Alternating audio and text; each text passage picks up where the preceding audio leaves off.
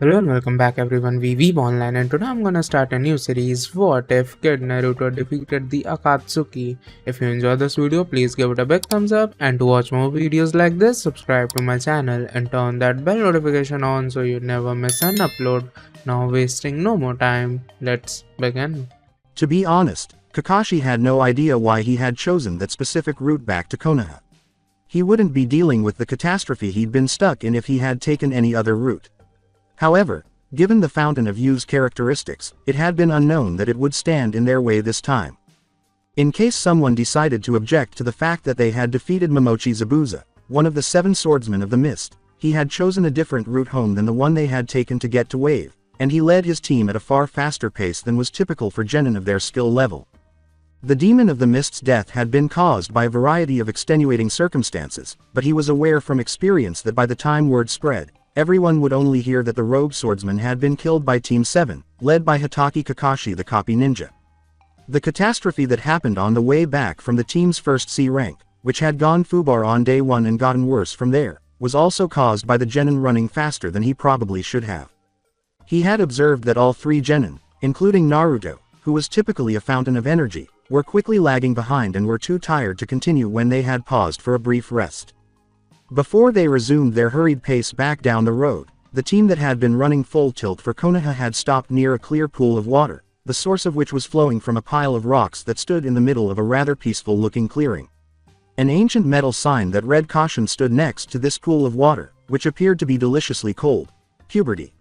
An indication that Kakashi had been taught by his sensei to avoid.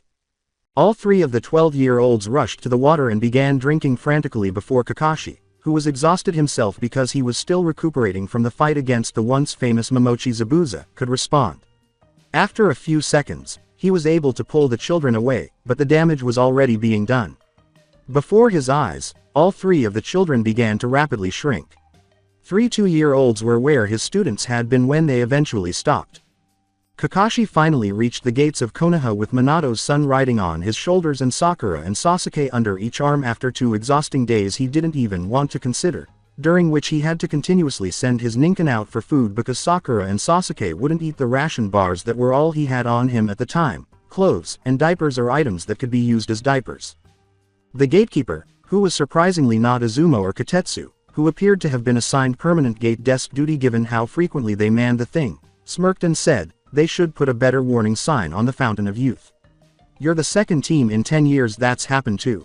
Come to think of it, that pink-haired one was on the last team who had a member fall victim to it if I remember correctly." Fearing the confrontations ahead, Kakashi sighed as he signed in.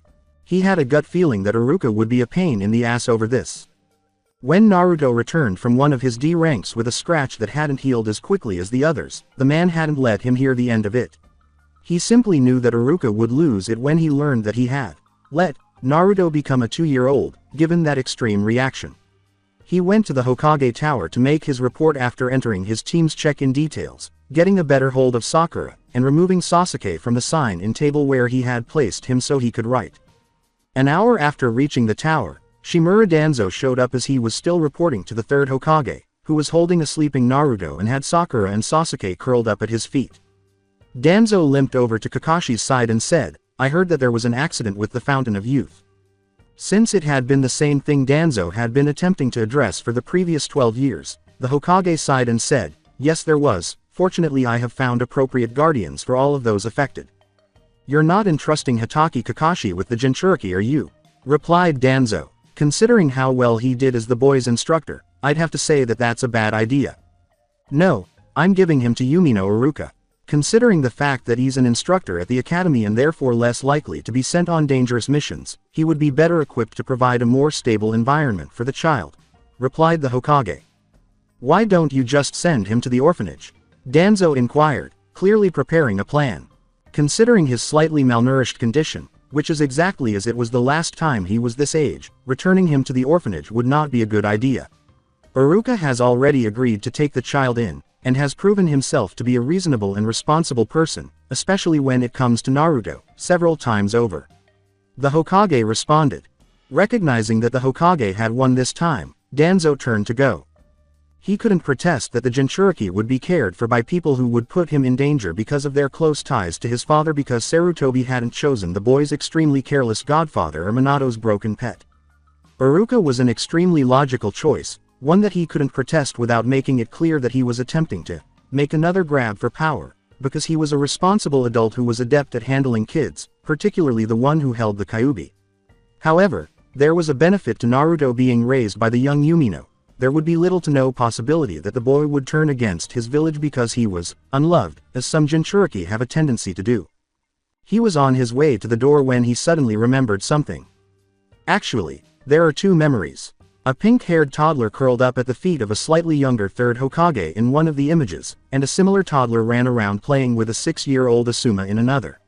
He could vaguely remember being present when a rather familiar-looking, pink-haired woman, about the same age as Sarutobi's students, reported to the Hokage just before the Second World War began. Now that he thought about it, there were 3 memories. As he walked away, he asked no one in particular, "Is that Haruno girl cursed or something?" Kakashi had been told to take his 2 remaining former students to their new homes after Iruka arrived to pick up Naruto, glaring daggers at him as he walked away with the boy. It was easy to drop Sasuke off because, upon arriving at the Hyuga compound, he had just thrown the child and the Hokage's note into the arms of the first Hyuga he saw. But with Sakura, he had gone to the address he had been given, but he was certain he was at the wrong house when an old man answered the door. "Haruno Kinmaru?" inquired Kakashi. Sakura's father had been known by that name. Sakura's grandfather might have been in town. The elderly man moaned after glancing at the child Kakashi was holding. "Dear God, not again. At this rate, we'll never get any grandchildren," the man replied. The blonde 2-year-old was running around his apartment and curiously sticking his nose into everything as he explored his new home, and Iruka was amused by his antics. It was difficult to resist Naruto's adorableness at that age. How anyone could have hated him back then, or even now, he didn't know. The next time he saw Kakashi, he was going to strangle him. No, it would be too kind to strangle. He intended to prolong his death as long as possible by killing him gradually and painfully.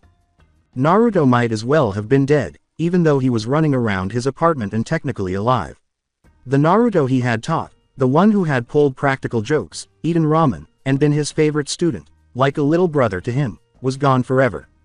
That boy had been replaced by a 2-year-old who would need to mature organically to reach his previous age of 1 week. But Naruto would be a different kid by the time he turned 12 once more.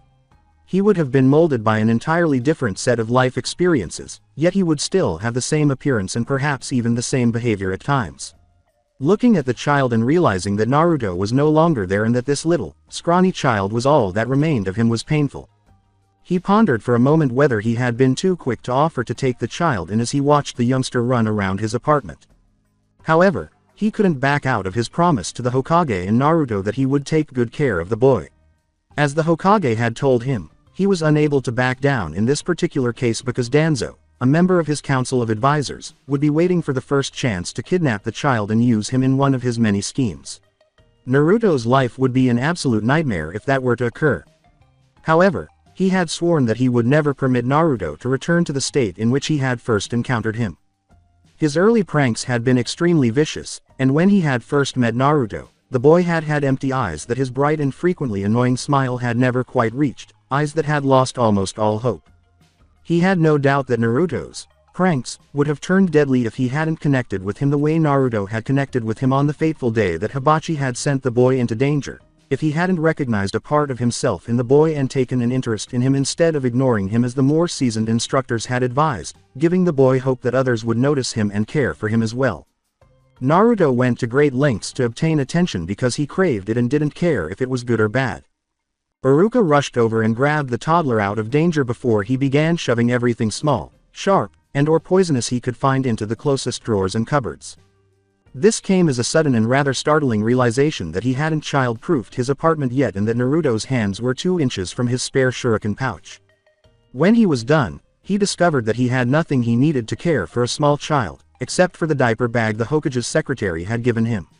Luckily, the Hokage had given him a voucher that, if he didn't go overboard, would allow him to buy anything he needed. He carried Naruto out the door and headed toward the shopping area, adding locks to the surprisingly extensive mental list of things he would need to take care of his new charge. A large group of women surrounded him as soon as he arrived and began to swoon over Naruto. To his surprise and horror, the bloodthirsty Mitarashi woman who was currently making him laugh by tickling his stomach was one of the women who had swarming around him. With a rather unsettling smile that carried implications he didn't want to think about right now, especially since he already had one young child to look after even though he wasn't quite ready to be a father, she said, "Your son doesn't look anything like you. He's actually one of my former students. He had an accident with that thrice-damned fountain of youth, and since both of his parents died the day he was born and his legal guardian was deemed unfit, I was asked to take him in." He continued. "Oh, when was he born?" Enko inquired, presumably in an attempt to find out the student's identity and, consequently, the identities of his parents and guardian, presumably out of curiosity. Every shinobi in the village was covered by ANBU's T&I, and most, if not all, of the civilians were covered as well. He responded, October 10th, 12 years ago. Considering that both of Naruto's other teammates, including the final Uchiha, had also been de-aged, he concluded that it would be pointless to attempt concealing Naruto's identity because it would be revealed soon anyhow. With a shocked expression, Enko remarked, "But the only person born on that day was..." The other women in the group were beginning to realize they were unsure whether to back away from the Kyuubi's ship or coo at the adorable toddler who was grinning and laughing at them. Naruto had almost been adopted 15 times before the potential parents found out and backed out the last time he was that age, so it was understandable why. Naruto was probably one of the cutest toddlers ever to have lived, even though he was oddly small and rather thin for his age. Before turning to go, he avoided any criticism by saying, "A boy whose mother died of complications from childbirth, and whose father died fighting the Kyuubi." Taking other events into consideration as well, the poor kid's life really went down the crapper that day. He hesitantly identified the woman as the cashier at the grocery store 2 blocks from his apartment, and she said, "I was told that it had no parents." "Didn't your parents tell you where babies came from?" Of course Naruto had parents. Uzumaki Kushina. He began, about to launch into a lengthy tirade that, if it had gone on, most likely would have resulted in his death, but he stopped himself in time. Aside from being informed that the man had been one of the shinobi slain by the Kyuubi, he had no idea who Naruto's father was. However, the boy's resemblance to Uzumaki Kushina, whom he had seen in the village as a child, was obvious. Iruka was interrupted by a middle-aged housewife who gasped, "Oh, so the kid was a..." One of the younger women, who took a little longer to catch on, asked, "A what?" As the topic seemed to be developing into a juicy bit of gossip, the housewife warmed up to the topic by saying, "Most people assumed that it didn't have any parents because there were never any men in Konoha with the name Uzumaki dear. We just thought it was a random name given to a baby that had appeared out of nowhere, since, aside from Kushina, the Uzumaki clan was virtually extinct. If I remember correctly, that Uzumaki girl was just like that boy before his accident, always running around smiling, laughing, and pulling the stupidest pranks. He must have taken after his father in looks though. Kushina was a redhead like the rest of her clan." Sasuke questioned whether he was cursed. His brother massacres his clan first, and then this occurs. He was the only one who retained his memories out of all of the fools who were foolish enough to drink from that fucking fountain of youth, which he should have remembered because his father had once warned him about it during a rare outing from the village. His recollections had been a little fuzzy for the first day or so, and he had been very confused and behaved like the 2-year-old he was. However, he persisted in acting like a 2-year-old after everything had been resolved because he was aware that he would be taken away and tested on last Uchiha or not if anyone found out that he had preserved his memories. He was compelled to maintain the charade indefinitely now that he was back in the village because he would never become strong enough to defeat Itachi if he were taken to a lab. From his perspective, being back in diapers was only a short-term setback. He had been sent to live with the Hyuga when he returned to Konoha, and they had left him in the care of Hinata, a former classmate who was attempting to feed him cookies once more. He detested candy. He pushed the cookie away and then crossed his arms and pouted, shouting, "No." As he had once witnessed an irate toddler do. Hinata exclaimed, "Ah, how cute," and then offered him some candy she had taken from her pocket. Surprised that he was actually enjoying this, he yelled, "No," and threw the candy across the room. Unaware that she had been going through puberty the week before, Sakura, who would have been around 50 if she hadn't seen the Fountain of Youth 4 times, scooted across the floor while playing with blocks. Sakura was a 20-year-old jonin who had been leading her group of genin through the forest for scouting training before they would soon be going to war when she first came across the fountain that never stayed in one place and could not be fenced off and quarantined. In a matter of weeks, the plump-cheeked brats she had been instructing would be fighting in a war that was already engulfing multiple nations and spreading into their own. Unaware of the danger, she and her students had refilled her canteen in the fountain. She drank first that day, which was lucky for her students. They emptied their canteens, threw them into the bushes, labeled the fountain as dangerous, and carried their sensei home after witnessing in horror as she was de-aged. A decade later, Sakura, now 12, was on a low-level C-ranked mission to find a missing child. She became very thirsty while searching, and when she heard the sound of trickling water, she followed it to a clear pool in the middle of a broad grassy clearing that surrounded a pile of rocks from which the water flowed. Disregarding the caution sign, puberty, which ought to have warned her that there might be a problem with the water, she knelt down and took a sip. 10 seconds behind her, her jonin sensei, who had been prompted to search for his student instead of the client's child due to a sense of dread, could only watch in despair as the girl who had been his sensei once more transformed into a toddler. But this time, she was around 4 years old instead of 2, so thankfully, she didn't require a third potty training session. 12 years later, a 16-year-old chunin named Sakura, who had served in the Third Great Shinobi World War, raced through the Konoha woods with her boyfriend, Hyuga Akira, in tow. They had decided to spend their day off having fun together. The wind sighing through the trees and the tinkle of water from the small pool at the base of a pile of rocks a few feet away were the sounds they heard as they both landed at the same time in the wide grassy clearing that was roughly 10 miles from the village. Sakura snickered as she brushed past a sign, feeling thirsty, and stooped to take a sip. As Sakura began to drink, the Hyuga branch house member remarked, "Sakura, I don't think you should." It was too late. Hyuga Akira's lifelong love began to wane and continued to do so until she was around 3 years old. He told the Hokage what had happened, and was surprised by the response when he took Sakura to the house of the people he thought were her grandparents. The man, who appeared to be in his 60s, answered the door and said, "If I'd known that this would happen again, I would have told you to get her pregnant instead of warning you away, son."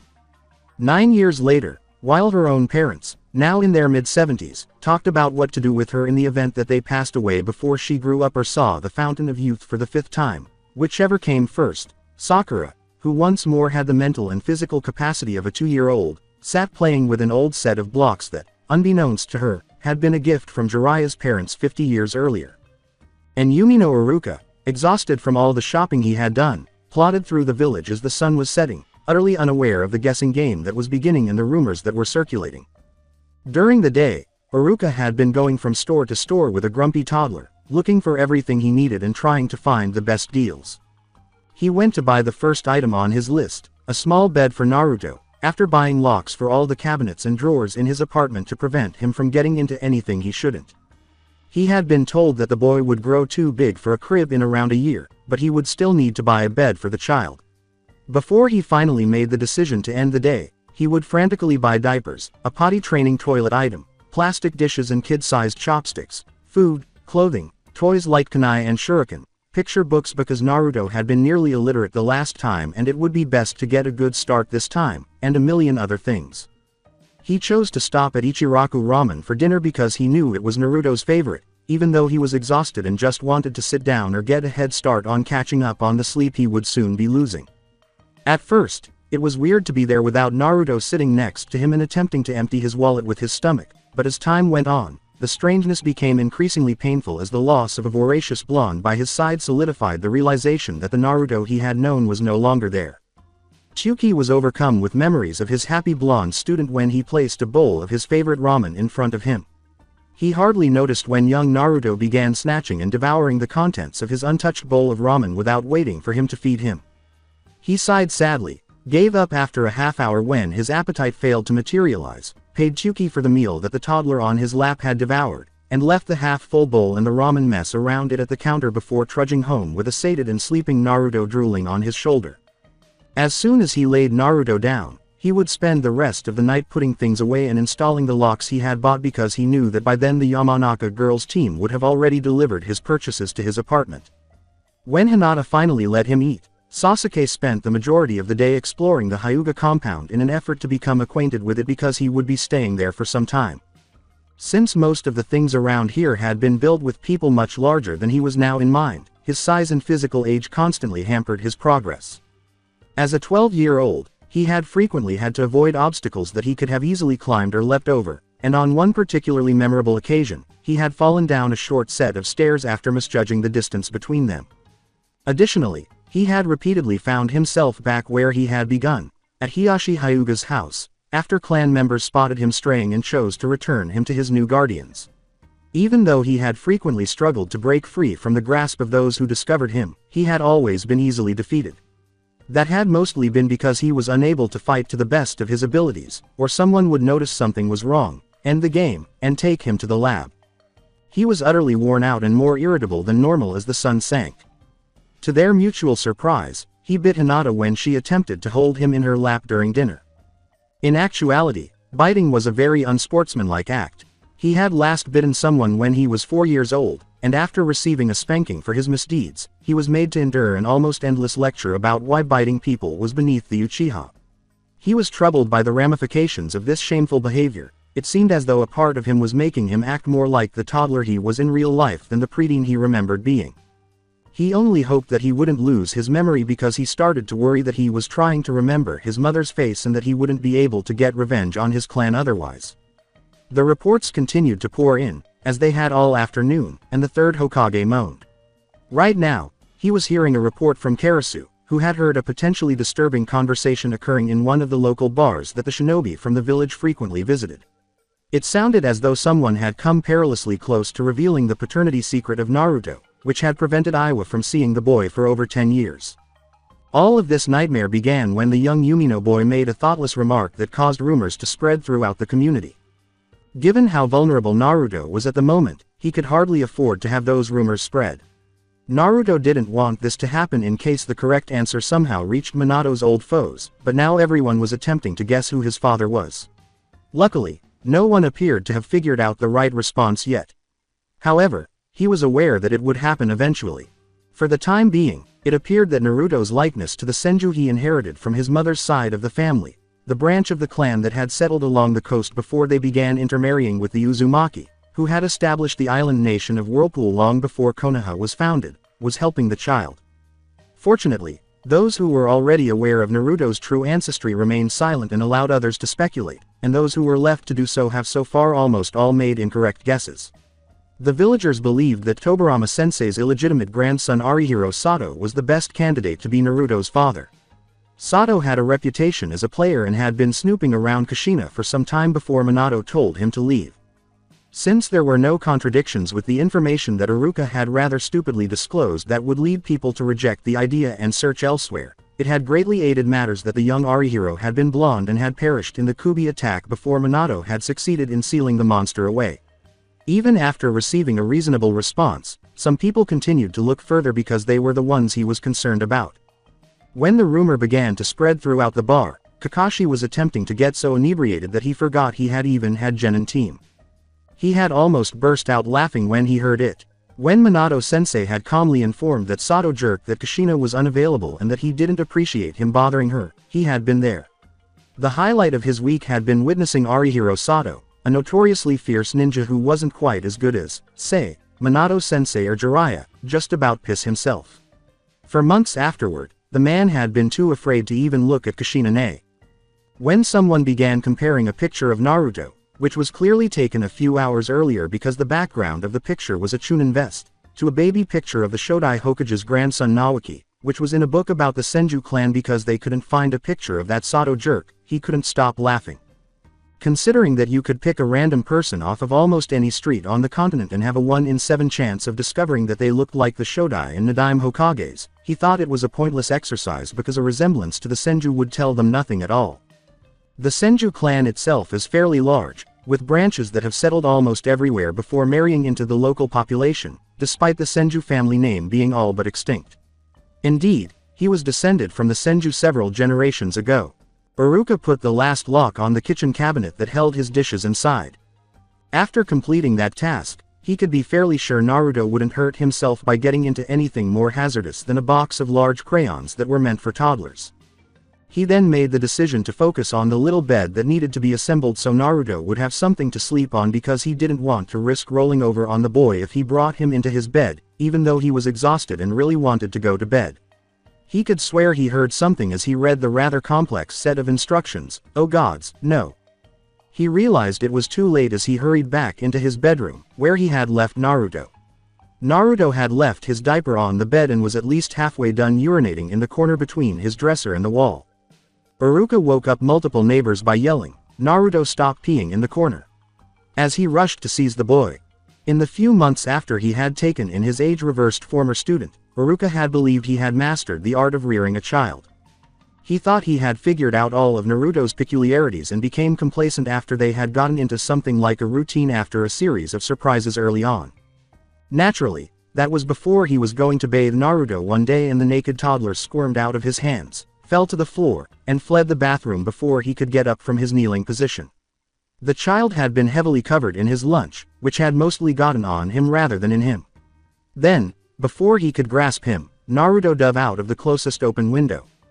When that had happened, his heart had almost stopped, and as he hurried to the window faster than he had imagined, he had seen thoughts of a broken toddler dancing with his head smashed open. Fortunately, those visions had been false. Naruto appeared to be unhurt as he rushed off smiling uncontrollably after being stunned for a moment or two when he hit the ground outside. Naturally, this resulted in a pursuit around the hamlet, where he quickly lost his charge, much to his shame. The only reason he had been able to apprehend the boy who had outrun the Anbu and the military police prior to his accident was because, on some level, the boy trusted him not to harm him and was willing to be caught by him. This realization came to him as he futilely looked for a naked 2-year-old who should have stood out like a sore thumb.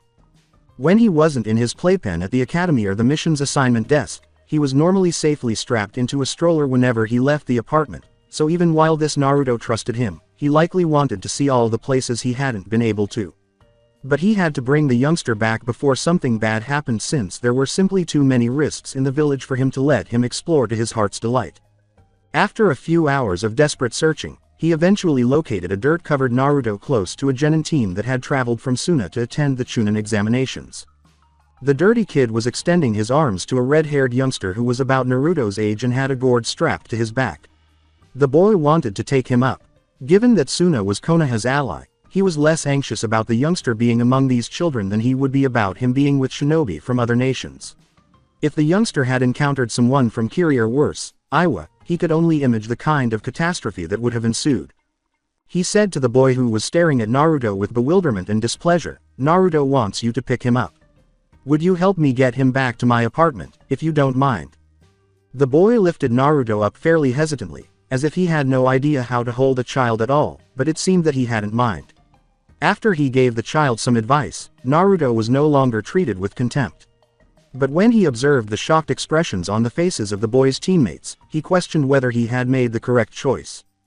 The fact that Gaara had to instruct Kankuro to put down the young child who had twice bumped into him had annoyed him a little. The unclothed child, who was clearly a boy, could not have been older than 2 or so. His parents were surely searching for him, and they would have become upset if they seen Kankuro abusing their son.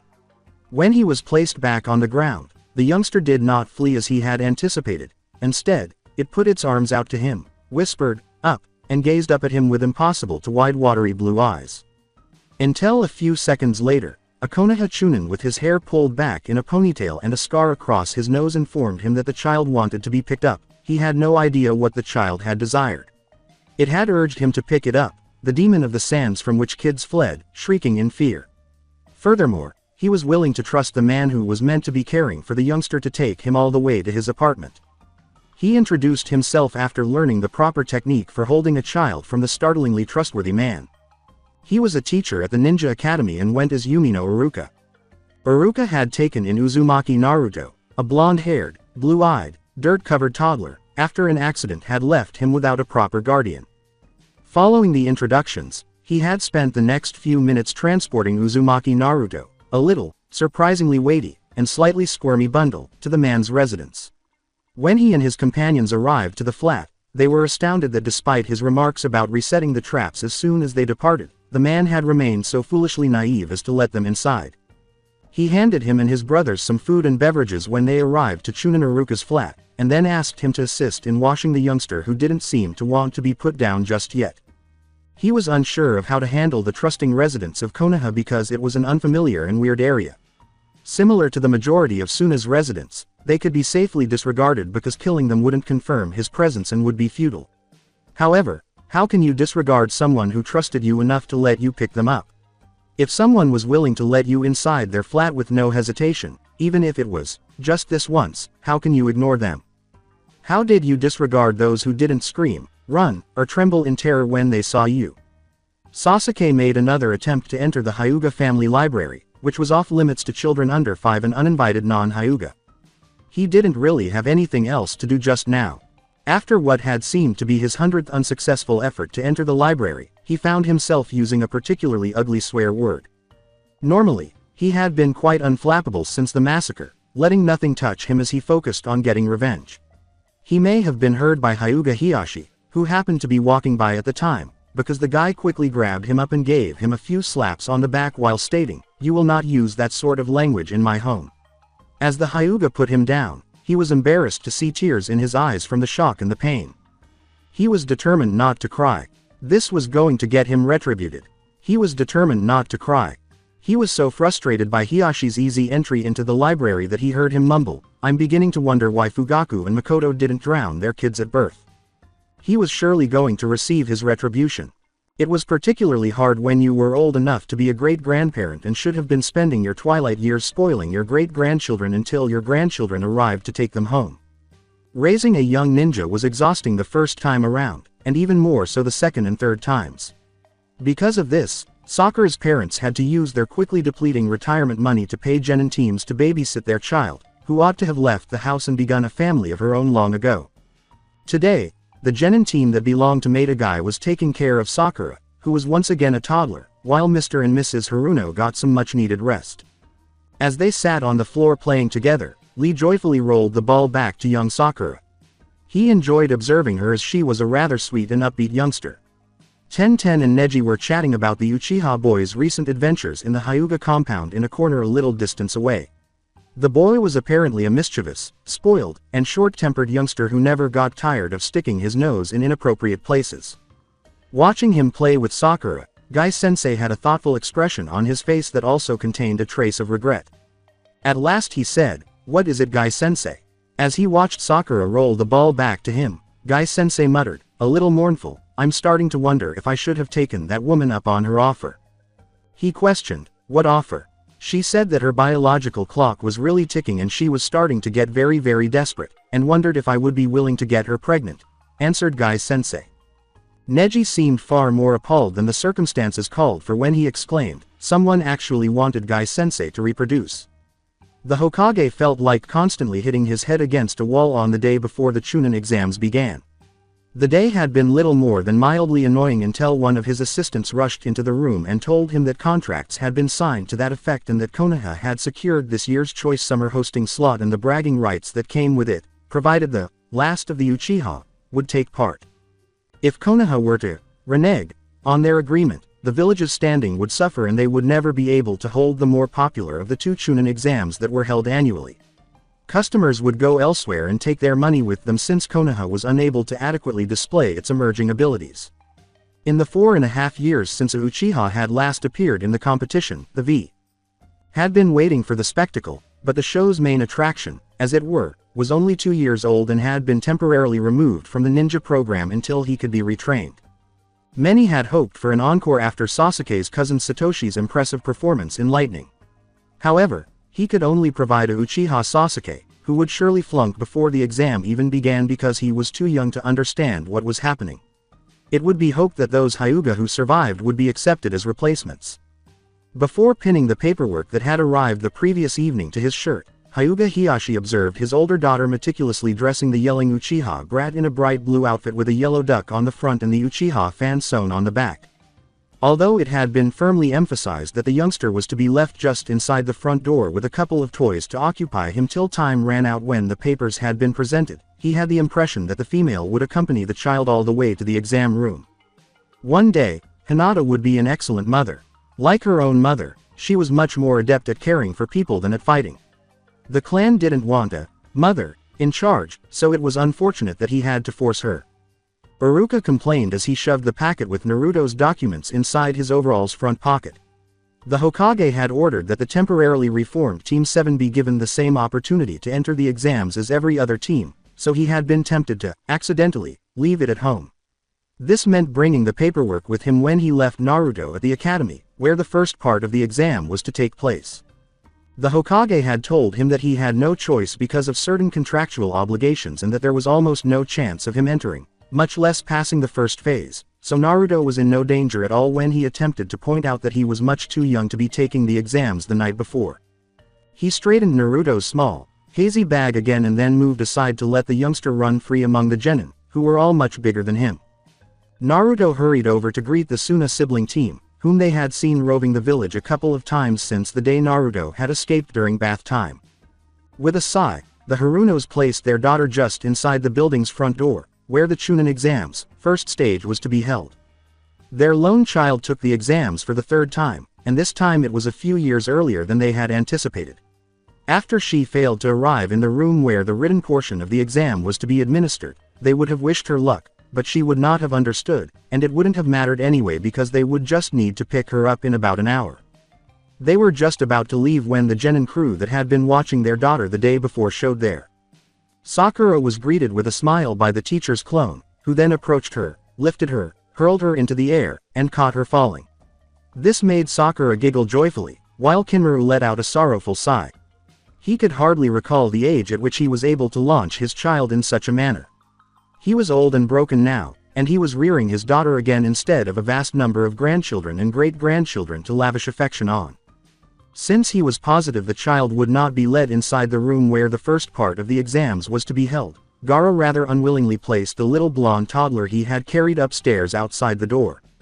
If it had been up to him, he would have let the gullible youngster, who was so small that he resembled a small animal, to accompany him inside, but he was not permitted to fail at the task at hand. He would never hear the end of Suna's invasion preparations if he were rejected from this section of the exams.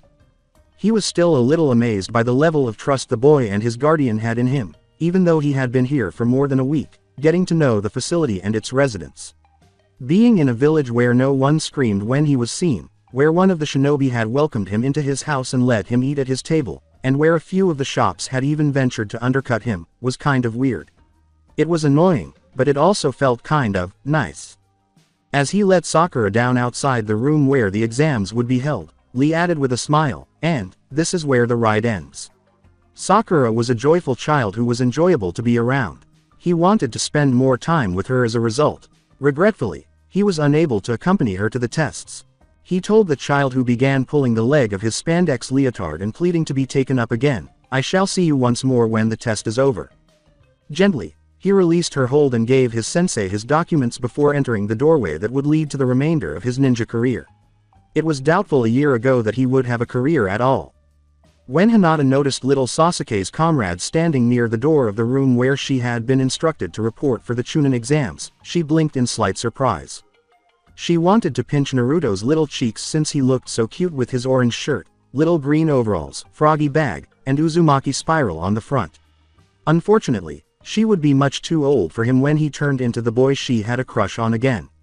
Before giving her paperwork to Sasuke, she sighed and put him down to play with his teammates. Though life always managed to give you a blow that you could never fully recover from, she hoped that things could have been different and that the Naruto she so greatly adored had been present. She had no choice but to try to move on from it. Just before the start of the first exam phase, Kakashi showed up to refuse to take his students' paperwork. He was starting to revert to his old routine and forget that he had ever had a genin team, so he was shocked that he had been drawn into this. To his astonishment, his old squad was waiting for him, or rather, they were fighting among themselves in the hallway outside the room where the first phase of the exams was scheduled to take place because Sasuke had stolen someone's sandwich. Since he could plainly see Sasuke's pinned to him, Naruto's tucked in the front of his overalls, and Sakura's protruding from the little pink lunch bag that was lying unused while the girl cried on Sasuke, whom she most definitely did not have a crush on at this point, he was unable to come up with the excuse that the kids hadn't turned in their paperwork. With a sigh, he picked up the papers and led the kids to the chamber before them. Technically, the village's reputation would not be damaged in this case because the team's arrival satisfied the village's contractual requirements regarding the Uchiha's involvement. Since a sharpened pencil was the most dangerous object in the room and it wasn't like they would pass anyhow, he wasn't concerned about his former students. Kabuto noticed the unexpected absence of the Uchiha heir as soon as he approached the group of rookie genin. Given how much of Orochimaru-sama's plans had depended on Sasuke's attendance, he knew he had to ask a question he was dreading the answer to, and he cursed the fact that his information evidently wasn't up to date because of the lengthy assignment he had been dragged on recently. He nonchalantly asked one of the closest genin, "Where is Team 7? The team in question was expected to be present according to certain contracts, yet they were clearly not. While eating a bag of barbecue-flavored chips, Akamichi Choji retorted, they had an accident with the Fountain of Youth. In light of this information, Kabuto maintained his friendly loser persona, saying with some sympathy, "Really? That's gotta suck. This wasn't good. This was awful." In order to personally test the Uchiha heir, Master Orochimaru had traveled to the exams. Unaware that the boy's female colleague was giving her death glares, Yamanaka Ino, who was essentially draped over a furious Neji, stated, "Yeah, rumor has it that it was at least the third time for Sakura." One of the Kumo shinobi exclaimed, "The Fire Country has a Fountain of Youth." In utter surprise. With a one-sided glaring duel with Suna Jinchuriki, who was staring at the boy as though a head had come out of his stomach or something, Inuzuka Kiba answered, "Yep." One of the mist ninja shouted, "How can you be so blasé about something like that? Because it causes more harm than it does good, and is better avoided. It will make you younger as the name implies, but it also brings you back to where you were at that age and erases your memories from beyond that point. So, for instance, if you're turned into a 3-year-old, you won't remember having been older than 3. Another problem with it is that you can't predict how much water it would take to get you to a certain age if you tried. There had been an experiment using several volunteers who were dying from either a terminal illness or old age. Each person was given the exact same amount. For one person it had only set him back a couple of years, for another it set her back so far that she had to wait a few years to go back to the academy. The cause of potential death didn't seem to factor into the result. "It's so troublesome," stated, shocking those who knew was typically too lazy to speak as he did. Like a number of ninja from other nations, he shuddered at the prospect of having to start over after losing everything they had acquired. Even Master Orochimaru, who wished to live long enough to learn every jutsu that existed or will exist, avoided the Fountain of Youth completely because it would be worse than useless to a shinobi. This was true even though he had devised a method to predict where it would next appear. The exam room door opened, and as everyone turned to watch the team that was seriously rushing because the exam was less than 5 minutes away, they witnessed Hitaki Kakashi shoving 3 kids into the room before shutting the door. On the front of his bright green overalls, one of the toddlers proudly displayed the symbol that signified Konoha's alliance with the now-defunct Uzushiogakure. On the back of his bright blue outfit, he wore an Uchiwa fan, and on the front, he wore a bright pink jumper with a yellow turtleneck shirt underneath. "As that?" he asked, a little taken aback and taking longer than usual to comprehend what he was witnessing. The ill-fated, and some would say cursed, Team 7 was there in front of him in all its splendor from 2 years ago, with Haruno Sakura beating him and yelling at him while Uzumaki Naruto stared at the genin-filled room with unfathomably wide blue eyes and Uchiha Sasuke tearing apart a sandwich. Why did Team 7 often end up in such terrible, and sometimes downright strange, circumstances after passing the genin test? The Yamanaka girl gasped as she broke away from Neji and hurried over to the 3, saying, "Ah. Naruto's so cute." Nearly all of the other kunoichi in the room, including the tomboy kin, followed her, suggesting that this had been a call to action. When Sasuke approached the room where the first phase of the chunin exams was to take place, he was far too preoccupied with tearing apart the sandwich he had stolen from the Pink Annoyance's lunch bag to notice that he and his comrades were being watched. He chose the prize, the one item he hadn't eaten in months, above the bread, the bologna slice, the cheese, and the lettuce. The fact that half of the Hyuga clan had a tomato allergy, making them the only meal that was strictly prohibited in the property, may have been his bad luck. He was chomping down the 2 slices of tomato slathered with mayonnaise when Ino arrived. Before he could respond, the giggling girl leaned down and picked up Naruto. Shortly after, a sizable shrieking kunoichi circled Ino and Naruto, all of them concentrating on Naruto. He was shuffled to the side before he knew it, which was a whole new experience for him. Why should this be any different from the way his world had already been turned upside down? When Ino eventually released him and proceeded to virtually smother one of the kids who had just been pushed into the room, Neji let out a sigh of relief. To his dismay and chagrin, his old fan club had joined the cool older boy, and merged with his own ever since Sasuke had been de-aged. The most fervent of these new fangirls had been Ino, who had pursued him with the same ferocity she had previously shown for the Uchiha. He overheard a foreign shinobi standing close by, wearing a hitai that identified him as being from Kurigakure, murmuring, "What's with the toddlers?"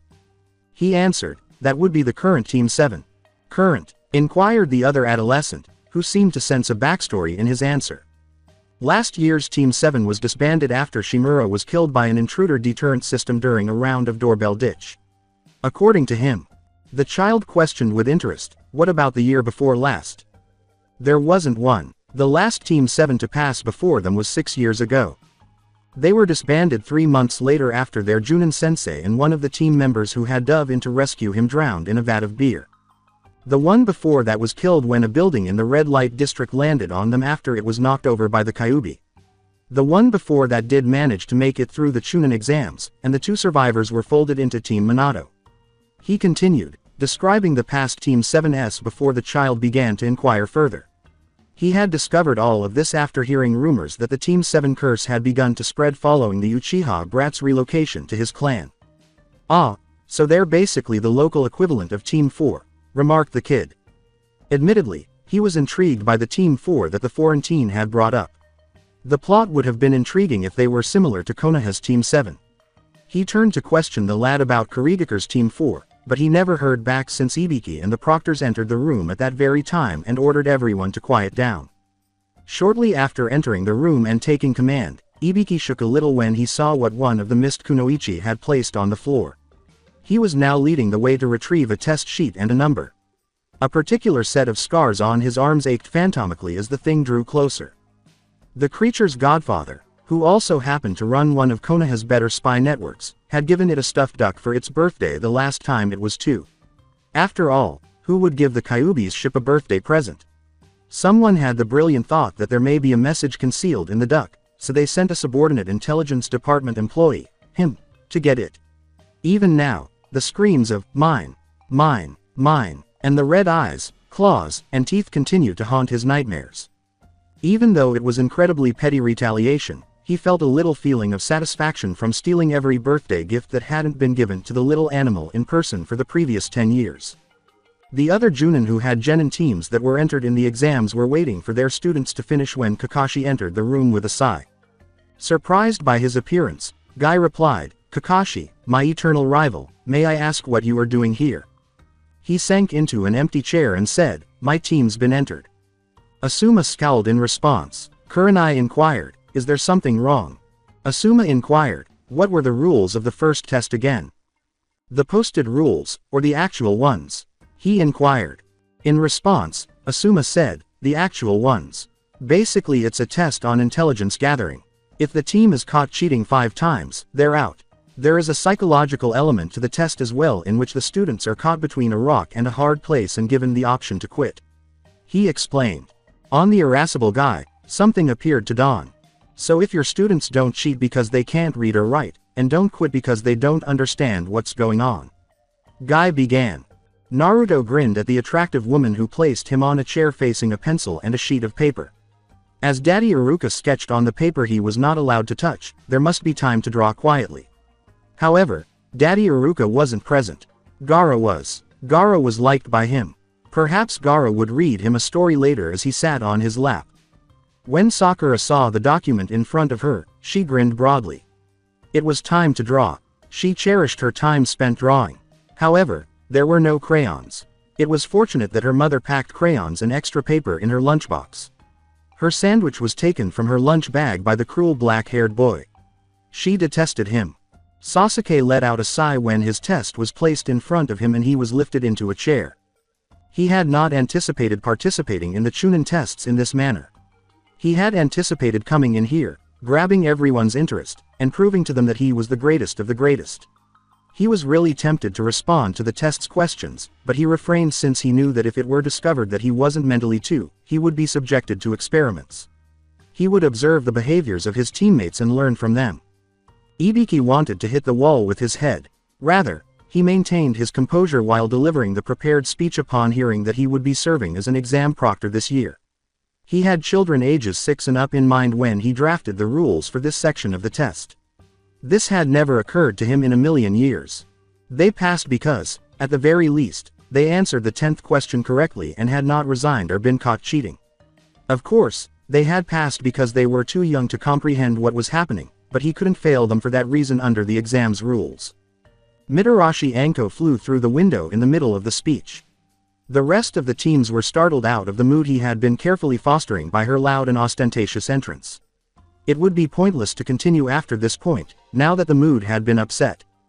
Anko turned to face the students, seemingly ready to say something so intimidating that they would be unable to resist her advances. From the moment she saw Team 7, he could tell because she burst out laughing. Everyone filed out of the room after Anko choked out her instructions in between bursts of laughter, leaving him to collect the exam papers. Naturally, those belonging to Team 7 members were covered in a wide range of doodles and scribbles. He wasn't even interested in finding out what the Uchiha had done to their son to make him draw so neatly and stay on the paper. There were pencil and crayon scribbles all over the desks around his teammates' exam papers, and he suspected that the Iowa kid had sharpened Naruto's pencil during the test as a way to get even with them. After giving it some thought, Hinata concluded that it was appropriate to assist Sasuke and his teammates in getting to Training Ground 44 because they had successfully completed the first section of the exams. She was relieved to hear the instructions. No sane person would permit Team 7 to sign, much less submit a waiver in order to receive a scroll. Now that their little adventure was over, Team 7, unable to go any farther, would be safe, and Ko, who had escorted her down here, would take them home where they belonged. As he waited for the second phase of the chunin exams to begin, Sasuke continued to struggle to accept that he had passed the first phase.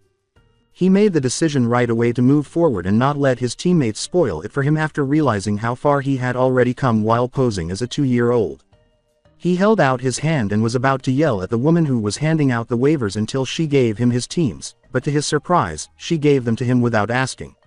It had been easy enough to make his teammates scrawl on their forms at random while he awkwardly wrote his name on his. But it had not been so simple to turn them in. Only after the insane woman who handed them the forms mentioned bragging rights and that they could get them back in 30 minutes because they would have long since misplaced their scroll by then did they actually receive it. He attempted to place the scroll in Sakura's lunch bag when the proctors handed it to him because she was the more responsible of his two teammates who each had bags, but she wouldn't let him near it because of the sandwich theft incident. Instead, he had to place it in Naruto's froggy backpack. At least in his view, it would end up being one of his best choices ever. He chose an empty gate at random and led his teammates to it when it was time, only to be bitten by the pink menace for his trouble. The gates finally opened after an almost endless wait during which multiple teams had gawked at them incredulously. No matter what he did, including stealing Sakura's juice and running, he had been unable to get his team to go more than 100 feet once they were inside the forest. This team was terrible in comparison to their previous form when they were all 12. Watching the young Uchiha child mimic his older peers and eventually coerce his teammates into following him into the Forest of Death, made Orochimaru laugh uncontrollably. Like his father at that age, Sasuke was a miniature version of an adult. Taking care of little Fugaku had always been a patience test. Sakura was just that, Sakaura. He recalled her will of fire and her fiery temper from their childhood together, and the civilian-born ninja possessed both. It was strange, to say the least, to see the girl who had once used Jiraiya in a catch game with Tsunade in this state. By the time they became Junin, he had essentially lost contact with her and had not given it much thought when she was de-aged for the first, second, or third time.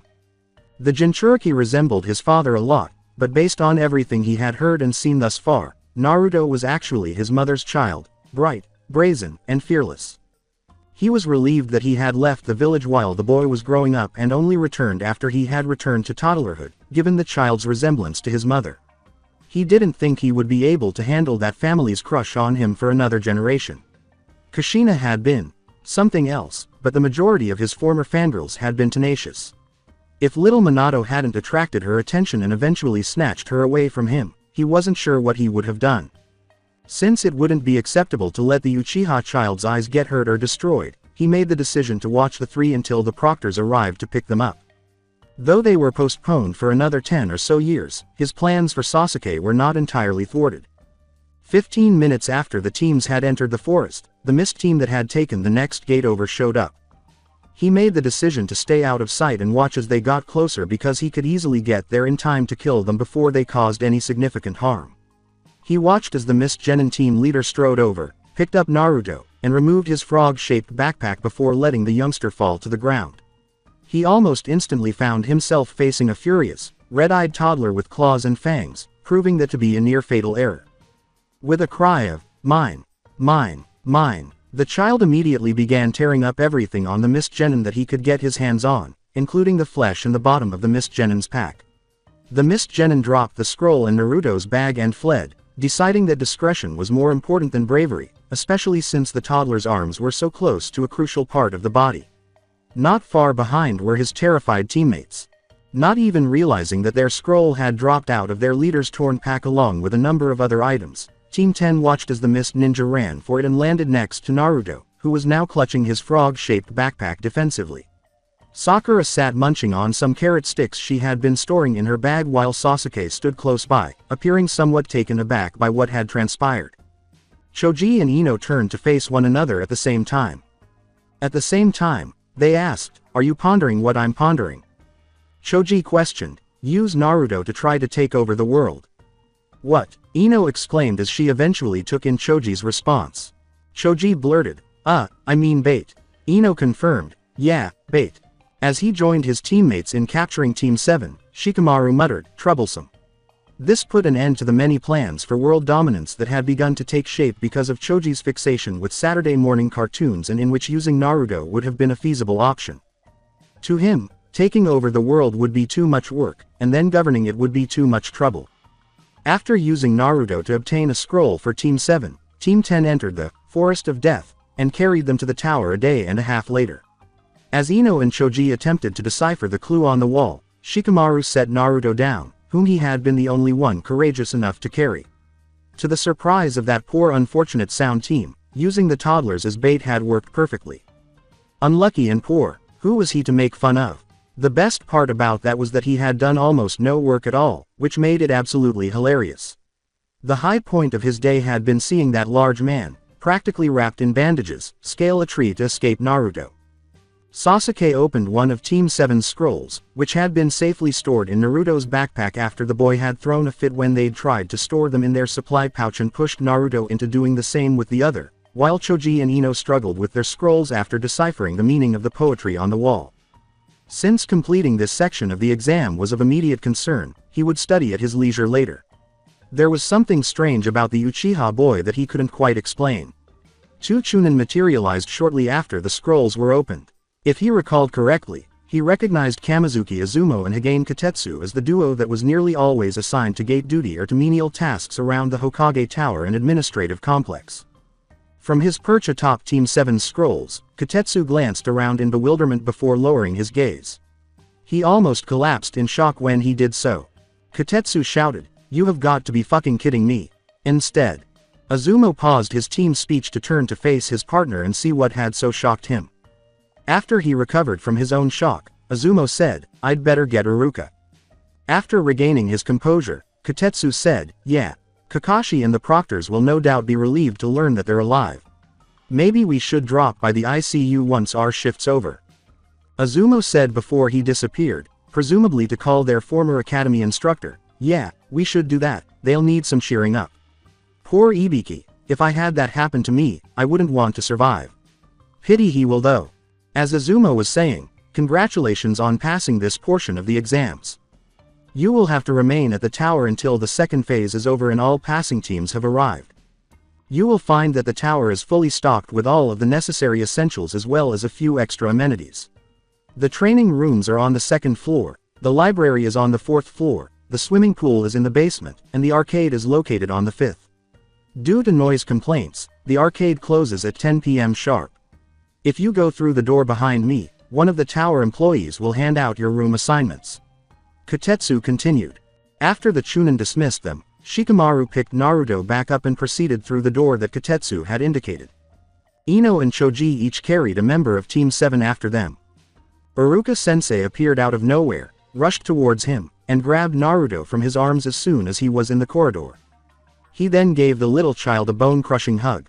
The typically laid-back man, whose appearance had nearly always been flawless, was covered in blood, which discolored his clothes and gave his loose hair a reddish hue as if it hadn't been brushed in days. Another oddity was that the man who was known for being sober smelled of alcohol. He had a strong suspicion, based on the clues he had already pieced together, that the reason behind these things was that they would cause him lifelong trauma, and he really didn't want to know. "Naruto!" exclaimed Iruka-sensei, still squeezing the toddler in his arms. "I thought you were dead." Before learning anything he didn't want to about his seemingly mild-mannered academy instructor, whom he had never seen or even heard rumors of doing worse than yelling at rowdy students, Shikamaru decided it would be wise to leave the area. Apparently sensing that something was wrong themselves and wanting to leave the area before any of the possible fallout hit either of them, Choji and Ino gladly followed. After receiving their room assignments, they headed to the 5th floor at Choji's recommendation. They had a strong suspicion that the arcade was a joke, but it was real. But there was one issue. "Choji, did you bring any money?" "No, you."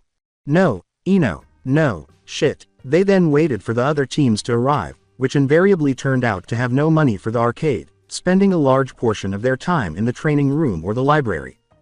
The teams arrived, and on the last day, it was declared that preliminary matches would be held due to the excessive number of teams. To everyone's surprise, Team 7 was in the group of teams overseen by a jittery and overly protective Yumino Iruka that had advanced past the second exam phase. During the incredibly one-sided fight, Ino, who had regrettably drawn Sakura for her preliminary match, appeared somewhat guilty as she gave the weeping toddler a light slap until she said, "I quit." To everyone's astonishment, a random guy from Rain was able to capture Sasuke. He was then stabbed in the upper thigh with the kunai he had brought into the arena by the little brat, who moved almost too quickly for the eye to see. The man quickly concluded that it would be best to leave while there was still a chance of having children later on after realizing that Sasuke was too fast for him to dodge and could reach a little higher. When Naruto's turn came, the Rain guy's male teammate took him. The older teen swallowed when he looked up to the stands and saw the academy instructor staring down at him, suggesting that the stories about Iruka-sensei that he had been studiously avoiding for his own mental health had reached the foreign shinobi. Before letting out a barely audible, "I quit," the man glanced back down at Naruto, back up at Iruka-sensei, and back down at Naruto. Shocked, Sasuke looked down at Hinata. Why was he experiencing these emotions? As opposed to his usual lack of concern for the weak girl's anguish and suffering, he felt. Only Hinata, one of the few female classmates who wasn't a fangirl, was showing him kindness without asking anything in return. He could only see Hinata giving him the same kind of smile that his mother had given him and taking care of him in ways that his own mother had not taken care of him since he was a small child. Despite his best efforts to push her away, he could only see Hinata's concern for him. A fierce desire for vengeance erupted as he gazed down at the broken girl who had tried to fight her cousin after Yumino-sensei had attempted to offer her some support. Neji was in serious trouble. A pair of tiny arms wrapped themselves around Hinata's neck as she awoke from the surgery that had been required to save them. She turned her head sideways and found herself staring into Uchiha Sasuke's wide, worried eyes. Her father was standing behind him, next to her hospital bed, looking as unconcerned as ever. Once again, she had let him down. She had failed, and it made no difference that she had tried. She had let her clan down, herself down, and most of all, him down. She had been on the verge of giving up when she noticed Naruto watching her closely from Iruka-sensei's arms. Iruka-sensei had been offering her encouragement, just as he did for the rest of his students. She had fought rather than surrendered. Even though Naruto would have failed just as she had fought the way she knew he would have in the same circumstance. She had engaged in combat in remembrance of the Naruto who would fall 99 times and get back up 100 times. She was defeated. The match had not even approached equality. He had repeatedly smacked her down, and Neji hadn't even perspired. She was neither Hanabi nor Neji, and in fact, she wasn't even Naruto. Hinata was her, and Hinata was and would always be a failure. She had repeatedly demonstrated it, and this time she nearly died in the process. Curled into a ball on his hospital bed, Morino Ibiki whimpered in agony. Yumino Iruka clearly belonged in the T&I department, so how in the world did he end up becoming an academy instructor instead? Before it happened to him, he believed that half of the things that people had done were anatomically impossible. Before Iruka got his hands on him and began teaching him a very painful lesson about what happens to people who put Naruto in danger, he had believed that he had witnessed and committed the worst thing a person could do to another human being while working in his own department. He had heard that Kakashi's fate was worse and that Iruka had not even spared Anko during his drunken outburst when he thought Naruto was dead. When the Hokage appointed the ostensibly polite chunin as Naruto's guardian, he made a wise decision. He didn't even want to know what would happen if the man had children of his own, even if he was prepared to go to all this lengths for a child who had been placed in his care. If someone even glanced at them incorrectly, they probably wouldn't be able to locate every piece. Iruka rocked little Naruto and put him to bed while humming softly. The poor child would need to return to a regular routine as soon as possible in order to recover from the recent ordeal. They had dealt with the fools who had decided it would be a good idea to send 3 two-year-olds into the forest of death, and they would never do it again. Little Naruto would be in the spectator's box, where he belonged, either on his or the Hokage's lap, during the third phase of the exams. He would most certainly not be fighting. The Sunagara boy who had drawn the number that put him against Naruto in the opening round would simply need to find another opponent. Naruto's little blue eyes finally closed and he fell asleep after a longer period of time than usual. Just in case, he stayed to keep an eye on the child. An hour or so later, the boy began to whimper and shift in his sleep, clearly experiencing a nightmare. Since he had visited the Forest of Death previously and knew it wasn't a place for young children, he was aware of the precise reason behind the nightmare. It turned out that Naruto was even more traumatized than he had anticipated. After leaving the child with someone he was certain he could trust, Naruto would be teaching those jerks who had hurt the boy another lesson tomorrow morning because he had been so traumatized. Little Gaara might be willing to observe him. With a sigh, Neji switched on his radio, flopped on his futon, and then jumped up like a scalded cat to switch the station. Without the appropriate music, it was impossible to properly mope in angst, and the Hoppy the Frog and Friends show was most definitely not that kind of music. The preliminary stages of the day had completely ruined his day. He was compelled to fight Hinata after some jackass tampered with the system that set up the matches, preventing him from being assigned a suitable opponent against whom he could demonstrate his abilities. When it was his turn, the Hokage and the proctors had allowed him to kill the waste of space that was heir to the main house, even though they had stated repeatedly that you could kill your opponent before the matches began. He had selected Uchiha Sasuke as an opponent for the first round of the third phase of the exams, which only made the situation worse. Even 6 months ago, he would have been pleased to face the last of the Uchiha, but not now. A year ago, he would have been almost happy about this. But now that he was compelled to battle the Uchiha, it was further evidence that fate detested him and intended to turn him into a bitch, just as it had done to his father. In front of thousands of people, he would have to beat up a toddler instead of demonstrating the Hyuga clan's superiority, and he would undoubtedly look like a complete jerk for doing so. After the preliminary proceedings were finished, he had returned home and stood stoically in front of his uncle, anticipating the punishment he knew he would get for trying to kill his cousin. His uncle, who was only the head of the main family by a strange twist of fate, had bent him over his knee, spanked him like a mischievous child, and then grounded him instead of activating his seal and making him a martyr for the branch house. The door to his room slid open as he listened to a particularly melancholy song that perfectly captured his mood. Hyuga Hiyashi strode in a moment later, unplugged the radio, and snatched it from the dresser. The man he was hardly willing to acknowledge was related to him said, "You're grounded. That means no radio." After that, his uncle strode out of the room, slamming the door behind him, taking his radio with him to an unidentified location, and leaving him alone. Fate detested him. Baki pondered for the millionth time whether it was wise to remain in Konoha the morning following the preliminary arrangements. Since they had first arrived in the village they would be invading in a month, Gaara had been acting a little strangely. The boy had been looking around at everything as if he were seeing it for the first time, instead of going on his usual murderous rampages. This simply disturbed him because it was so un-Gaara-like that it wasn't even funny, even though he was seeing everything here for the first time. He sat here waiting, wondering what would happen if and when Gaara finally lost it, as he was hoping to do, after Gaara had gone for his daily morning walk earlier. As Kankuro and Temari were finishing their breakfasts, the door to their rooms in the foreigners' quarters of the village opened, and Gaara entered with an unknown bag, and he must be seeing things, but he couldn't be. Gaara wouldn't be so foolish or insane as to go to such lengths as to Kankuro stood between the table and the sink, looking at his younger brother, and said, Gaara. Where did you get? After taking off the young boy's shoes and setting them on his own, Gaara said, Yumi no Iruka asked me to babysit for him.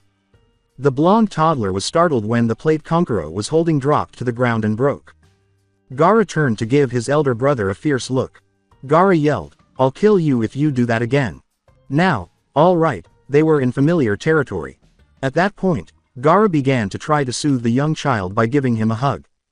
However, perhaps not. A familiar chakra signature approached, and Kakashi let out a whine. He had once believed that Iruka was too compassionate for the shinobi way of life. A few days ago, that illusion had met a rather spectacular end. It was understandable that anyone who was willing and able to harm another human being in the same way that Iruka had done to him would be feared. When he had boldly attacked him and every proctor who had been involved in the first 2 phases of the exam, he had not cared that several of them had been either Junin or Tokubetsu Junin. In a berserker rage, the humble chunin had swept through them all, and by the time the Anbu arrived to save them, not much remained. An evil shadow swept across his bed as he made a fruitless attempt to blend in. A voice that would haunt his nightmares for the rest of his life said, Your actions traumatized Naruto. He pondered who he had killed in a past life to merit this as he waited for the pain to begin. It had certainly not been worth it, however much he may have enjoyed doing so at the time. Yellow Hair showed up with a group of strangers as the green boy with the large eyebrows was pushing Sakura on the swings. Yellow Hair appealed to her. Unlike that cruel funny black hair who had pushed her into that frightening place and stolen her food, Yellow Hair was kind. She went straight to Yellow Hair to play with him as soon as Green Boy let her off the swing. On his way to the Hokage Tower to personally deliver his report to his sensei on the information he had recently gathered on Orochimaru's suspected movements, Jiraiya smiled as he passed the park. A toddler who looked very familiar was playing with a little blonde child who resembled Uzumaki Kushina, who had blue eyes and blonde hair. A boy with blonde hair who ought to have been his apprentice today, just like his father had been. Why were blondes and Haruno Sakura together? All of that girl's closest friends had been blonde, according to what he'd been able to learn about her. Tsunade had been the first, followed by What's-Her-Face, that strange green-eyed boy, and the Yamanaka girl more recently. Naruto appeared to be joining the collection now. It didn't really matter to him anymore, so whatever. He would be delivering his report to the Hokage and leaving as soon as he was finished. It was much too painful to stay in Konoha these days. He most likely would have crawled into a bottle and never emerged if he had stayed. He was not constantly reminded of what he had lost over the years when he was not in Konoha. Sasuke spat out the food Hanabi fed him in a scene that was quickly becoming a routine. If his actions were any indication, he was not at all happy about being left in the girl's care. Hanabi then grabbed the boy and attempted to force-feed him, even though he was far too young to be taking care of such a small child. During the struggle, the boy was able to bite her once. Hanabi, yelled Hyuga Hiyashi, what exactly do you think you're doing? As she released him, his daughter retorted, the brat won't eat. He motioned for a member of the branch house to take the plate away from the Uchiha child, saying, he will when he gets hungry enough. As the plate was being taken away, the child crossed his arms and frowned, rather than yelling and demanding that the food be returned, as he had anticipated the boy would do given his contradictory nature. Hinata had grown even more irritable and challenging to handle in the day and a half since the injury. The child had refused to eat that meal for the 3rd time. It was now just a matter of waiting. Eventually, the boy's natural stubbornness would give way to hunger. Either that or the child would become so weak that he would need to be taken to the hospital for tube feeding. While Gaara observed the Naruto boy dozing off during his afternoon nap, Temari found herself observing her. Although it was untrue, she had previously witnessed this aspect of her brother when Gaara was still a young child, prior to him becoming a murderous madman. However, she had nearly forgotten about it. Since she hardly ever saw him, it didn't really register, and she didn't give it much thought at the time, even though she knew intellectually that the boy she had occasionally seen wandering the village by himself was her brother. When Gaara was around 5 or 6 years old, he once discovered a wounded bird and took it to Uncle Yashimaru while she was there. She had observed Uncle Yashimaru's unsuccessful attempt to save the bird from the adjacent room. Gaara didn't look like the bloodthirsty boy he was now when he placed the dead bird in a box and carried it outside to be buried. Instead, he had looked so sad. Gaara had become attached to the Konoha child even though he wasn't injured, and he had no idea how he would feel if he lost the toddler in any way. Given what would be happening almost a month from now, losing Naruto was a likely proposition. She would have to try to prevent it, even if it meant risking her life to do so, if only to ensure the safety of their village. When it happens, I'll make sure we take Naruto home with us, she said, turning to face her brother, with whom she didn't often communicate. Gaara looked at her, turning away from the child who had captured his interest. He had a appreciative expression on his face. It was an expression she had never seen on him before, and she wanted to see it again. As he sat down to watch the third phase of the chunin exams, the Hokage placed little Naruto on his lap and grinned adoringly. Iruka had offered to take Naruto to watch his old classmates compete from the best seat in the house because he was teaching at the academy today. It had been almost charming how reluctantly the young Yumino had given the boy up before he left to attend to his duties at the academy. Iruka had only been persuaded to part with Minato's son for the day because the cage seats were the best and safest in the arena. Another ninja was present to entertain Naruto, provide snacks, and change his diaper if necessary, in addition to his guard Rado. Luckily for Naruto's safety, the majority of the village, who had not previously given it much thought, now believed that the reason he liked the boy so much was because his supposed great-grandfather had served as his sensei.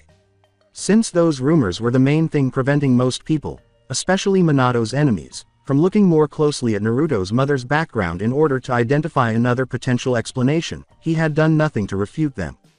His decision to bring Naruto along today was motivated solely by sentimentality. Naruto was too young to comprehend the idea of classmates as a result of his minor mishap, so he would not be aware that several of the competitors today had been classmates. Having grown accustomed to the boisterous boy who had repeatedly threatened to destroy his office, he had almost forgotten how sweet and well-behaved Naruto had been when he had been this small before, and it was always a pleasure to have him around. Naruto squirmed out of his lap as the candidates lined up in the arena and approached the cage, who immediately attempted to crawl into his lap. When the child did so, the cage tensed up and shoved him away.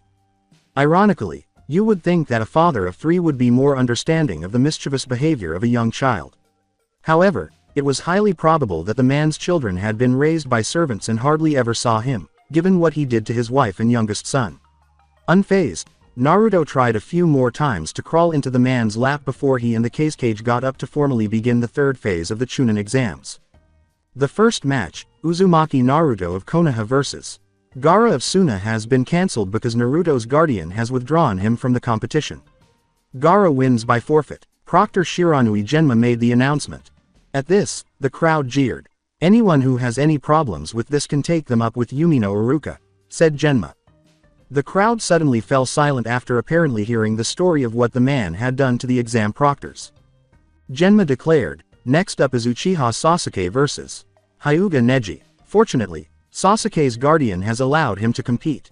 A number of nobles were examining the match program in the dignitary seating, which contained the most recent details about Uzumaki Naruto and Uchiha Sasuke, along with pictures taken less than a month prior. No one knew where in the world Iruka had gotten a little orange sailor suit with a cap. One of the nobility stated, "That pipsqueak better win, I've got a lot of money riding on this." He was examining the entry for Uchiha Sasuke, which featured a prominent image of a scowling toddler wearing traditional clothing. With surprise, the other noble asked, "You bet on the Uchiha?" The first noble remarked sharply, "Unlike some people, I didn't receive notice of the Uchiha boy's mishap until it was far too late." The second noble retorted, "I've said it before, and I'll say it again, it pays to have ninja connections. The Hyuga boy is a certain win, and I'm gonna make a killing." With a sigh, Genma commanded the battle to start. The audience's laughter followed the Uchiha boy as he ran excitedly into the arena. It was clear that the Hyuga boy was taking part in this fight in protest because he had approached so slowly, in contrast to the Uchiha boy's entrance. He was about to strangle the boy when the Hyuga finally showed up after what seemed like an eternity, just as he was about to declare the Uchiha the winner out of sheer frustration. He announced the start of the fight, then moved aside to a position that was close enough to intervene if needed and had a clear view of the entire arena floor. Therefore, aside from the Hyuga boy, he had been the first to notice that little Sasuke's eyes had turned red with 2 black tomo in each eye because he was much closer than the audience. This match was going to be much more interesting than he had anticipated, it would seem. The toddler's only thought was, Holy shit. After making a series of hand seals and then extinguishing a fireball that was rather enormous given who had just created it. His younger brother was nothing compared to Uchiha Itachi. Given the technique he just employed, which was a signature move of the Uchiha clan and not nearly as common among the Hyuga, it would appear that Sasuke had activated his Sharingan at a very, very young age. After standing there like a complete idiot, seemingly unable to comprehend the existence of the fireball until it struck him, the Hyuga boy fell to the ground and rolled to put out the flames. Taking advantage of the fact that the older boy was barely standing and probably suffering from a mild case of chakra exhaustion, the Uchiha boy ran up to him and kicked him in the privates. The Uchiha boy kicked the boy again before the still smoldering Hyuga could wrap his hands around to shield the rather exposed area, saying, "That's for Hinata." The Uchiha boy made a very familiar series of hand seals as the Hyuga boy clutched his privates in agony. A much weaker fireball knocked the Uchiha boy on his ass, and a few seconds later, the Hyuga boy was on fire once more. Rather than losing consciousness as he had anticipated, the Uchiha boy crawled all the way to the Hyuga boy, got to his feet, and kicked him in the balls once more. This was becoming embarrassing. If it wasn't already, he was going to stop it before the Hyuga clan's reputation was utterly destroyed. Undoubtedly, people were already curious about Konoha's skills. The Hyuga clan was now the most powerful clan in Konoha after the Uchiha were overthrown, and if anyone believed that toddlers could defeat them. The Uchiha boy was about to kick again when he leapt into the arena and grabbed him, causing the child to kick the air above the Hyuga boy. That's it. This fight is over. Winner, Uchiha Sasuke. He motioned for the Hyuga boy to be taken away by the medics. Yeah, he said hastily in an attempt to save face. The Uchiha were that awesome. That's why it took one of their own to get rid of them. From his position in the cage box, Sarutobi grinned evilly and said, "Naruto, be a good boy and give the cage a hug." As the young child put his tiny arms around his neck, Orochimaru tensed up and tried not to shiver when memories of Uzumaki Kushina that he had believed he had suppressed came flooding back. His old sensei must have recognized him and was teasing him. That might be the only reason the man was so determined to support Naruto's actions. That damnable Sarutobi had instructed the guard with the diaper bag to place Naruto in his lap as soon as he and his former sensei had sat down following the official opening of the third phase of the chunin exams. He was reminded of the time he had dragged Kushina into the bushes after he had made the mistake of complimenting her hairstyle, and he didn't know why anyone could mistakenly believe that he had been taking advantage of her. The toddler had attempted to kiss him on the cheek, leaving crumbs from the snack he had eaten earlier on his mask. Sasuke's battle with Gaara had served as the initial trigger for the invasion's commencement. Since the slow-ass fight between the Suna girl and the Nara, who appeared to be as lazy as his entire clan combined, was taking so long, he didn't think he could wait that long for that particular bout, which would be nowhere near as impressive as it should have been. He was now giving the signal, so forget about the plan. He threw the smoke bomb, picked up his old sensei, and headed for the roof, throwing the toddler who looked just like his mother, even though he had his father's coloring on the floor. He felt a tug on his robes as he held his kunai to his former sensei's throat. When he looked down, he saw that he was staring into a big set of blue eyes. The toddler who had apparently hitched a ride on his leg said, "Have to potty." Oh no. Orochimaru found himself searching for a means to swiftly get rid of the spawn of Uzumaki Kushina. The barrier was up on the inside corners and up on the outside, but it was too late. Had he not witnessed what had happened to the idiot who had been stupid enough to activate Kushina's last defense back when she had been the Kyuubi Jinchuriki, he would have attempted to kill Naruto. It was not his intention to be flash-fried and boiled in Kyuubi chakra. The seal that Naruto would have used to deal with the boy if he had been full-size during the chunin exams would have been useless in the current situation because the target for the seal had become much smaller and was under the protection of a Hokage. Perhaps he would be fortunate enough to kill the child in the conflict with Sarutobi Sensei. Another benefit would be that Sarutobi Sensei would be preoccupied with attempting to keep the Uzumaki safe. Sarutobi Sensei took Naruto with him when they split up to prepare for the impending battle. Sarutobi Sensei told the young child, who was clinging to his left leg and appeared a little scared, "Stay close to me, Naruto." Sarutobi Sensei began the battle with a few simple moves, and the Uzumaki, who was recalling too many incidents of traps that yanked him up into trees and red heads flying out of bushes to drag him into some other nearby bushes, somehow managed to hold onto Sarutobi Sensei's leg the entire time. He ultimately made the decision to use his trump card when it appeared that negotiations were coming to a halt. Even though Sarutobi-sensei was somewhat distracted by the little limpet, which was, to be honest, distracting him too, he was still unsure if he could defeat him in a straight-up battle. He had thought it would be humorously ironic for his predecessors to destroy the man, then go on to destroy the village they built and or sacrificed their lives to defend. When Sarutobi-sensei realized what he had done, he attempted to halt the summoning of the hokages. He started a series of desperate hand seals, but got sidetracked and glanced down worriedly. The little blonde menace that was fastened to Sarutobi's leg uttered the words, "I peed." 3 coffins, each holding a dead Hokage, rose and opened as the summoning proceeded smoothly due to Sarutobi's effective distraction. As soon as the lids came off, the Yondaime, Nadaime, and Shodai Hokages emerged from their coffins. The Yondaime began fishing around in his coat, reveling in Sarutobi-sensei's suffering after seeing his dead teachers and Jiraiya's dead student. "Yes," the Yondaime said, drawing out a brush, a bottle of ink, and some paper. From there, he and the Yondaime, who had only been marginally slowed by death, were engaged in a race against time. He had to choose which 2 Hokages to seal first, and he had 2 hands and 2 kunai. Since the second had created this jutsu and the fourth was an expert in sealing, the second and fourth seemed like the obvious choices. However, if the first chose to act, he might end up being speared by a tree or something else because the corpses already had some of their chakra available to them. And there was the armed nature of the mobile corpses. Unfortunately, his slight hesitation allowed the Yondaime to finish 2 seals, which he then inserted into his 2 predecessors before he could insert the Tagus with his own seals attached. Then, it appeared, he would be sealing the 4th. The Yondaime disappeared as he dashed forward with the sealed kunai. Horaishin, damn you, how on earth could he have overlooked that? With a smile on his face, Minato sketched a particular seal that was an altered version of the ones he had inserted into the Nadaime and Shodai Hokages. Although he felt a little bad about applying the normal control seals to them, he hadn't had time to test the viability of the experiment he had conceived of when he first saw the Edo Tensei information in the Forbidden Scroll, not long after he was made Hokage. They would be doing that Orochimaru creeps will, not being made to do that creeps.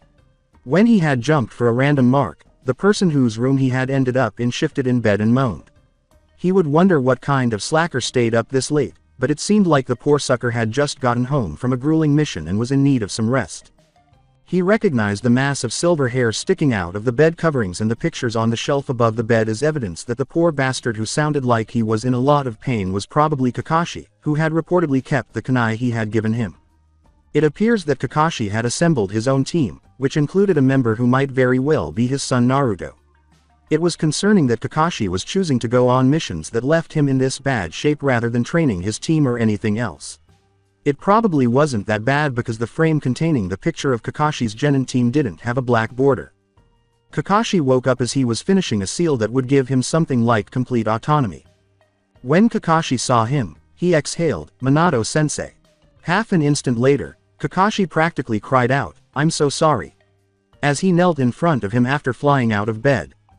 "What did you do?" he asked, half dreading the response because the last time his student had apologized in that way was after Kakashi had destroyed his house and forced him to live in Kushina's apartment until he was appointed Hokage and permitted to move into the official Hokage residence.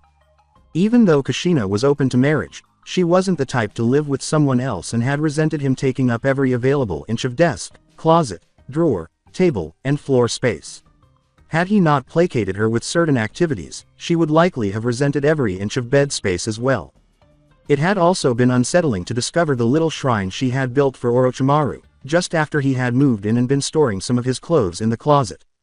Thankfully, she had moved on from that little childish crush. As soon as he realized the man wasn't another Konoha shinobi, he would be exacting revenge on him for exploiting poor Kushina whenever possible. He could not recall how many times he had heard that man dragged Kushina into the bushes, exploiting her innocent infatuation. Luckily, each time the man had done so, he had been apprehended before he could do the kind of harm that would render Kushina unmarriable in the eyes of others. While he was dozing off and planning his retaliation against Orochimaru, Kakashi apparently told him exactly what he had done that he felt was worth apologizing for. And then he drank from the fountain of youth and turned into a 2-year-old. He left the sobbing Kakashi and headed to the seal he had dropped on the roof where Orochimaru and Sarutobi-san had been fighting before he left, saying, "Hang on, back up, start at the beginning. No wait, come to think of it, Tell me later, I've got to go kick Orochimaru's ass. He had returned to discover that the party had been started by the first two Hokages without his presence. Orochimaru had been bound and pinned to a tree by the first Hokage for precaution, and the second was beating the living daylights out of him while insulting Sarutobi-san about the caliber of his pupils. Standing there with a small child at arm's length was Sarutobi-san, as in, "You're the Hokage now, so please just call me Sarutobi rather than Hokage-sama since it'll be too confusing." When Sarutobi-san noticed his return, he approached him with a somewhat relieved expression. With a small blonde toddler with whisker marks on his cheeks in hand, Sarutobi-san said, "You can put a diaper on Naruto, since young Iruka apparently forgot to do so." Hold on. What? His son was old enough to play for a genin team, right? In Kakashi's room, he recalled seeing a photograph of himself. Kakashi would pay later. Kakashi had been expressing regret for. It was now time to use the Hokage method, that is, delegation, to get his son a diaper. He flashed to the mark, which was presumably still in his former office, keeping that in mind. He threw his beloved son to the first female he found, who happened to be the dried-up old prune who had been a member of Sarutobi-san's team when they were genin. "You, get my son a diaper, and have him dressed and ready to go in 5 minutes." When the woman and the other 3 members of Sarutobi-san's council of advisors stood there staring at him instead of complying, he said, "Hop to." The 3 of them glanced at one another before rushing to comply, either that or to find another person to assign the task to, as they were presumably the council once more and had the authority to do so. After completing that, he returned to deal with Orochimaru before the others killed the bastard. The Yondaime recalled learning of the invasion when he returned a second time and discovered all 3 of the other Hokage crying on Orochimaru, who had seemingly refused to die. When he finally looked around, he saw that there was trouble in the village. He mumbled, "Crap," as he calculated in his mind how many of his seals had made it through the years since he had left. While a civilian's work comes and goes with the sun, a ninja's work is never done. Not even when you're dead. He shouted to the Hokages, who were reportedly engaged in a game where they had to see how many kunai they could jam into Orochimaru, who was no longer even attempting to defend himself. "You guys, leave some for me when I get back, I've got an invasion to go and deal with." He then went on a toad summoning rampage that Konoha had not witnessed since Jiraiya had become so inebriated soon after returning from his last training session at Mount Myoboku. Gamabunta was suddenly in the face of the giant 3-headed snake that had been tearing through Konoha like Godzilla did Tokyo. Given the path of devastation the snake had left behind it, which led to the village wall, it didn't matter that Gamabunta's summoning had destroyed a half-block of stores and homes in all directions and crushed a few apartment buildings. Gamabunta asked his summoner, "Weren't you dead?" Despite being less than 2 feet away from a giant snake and knowing that snakes ate toads, Gamabunta didn't appear to be alarmed. He answered, "Yeah, but I got better."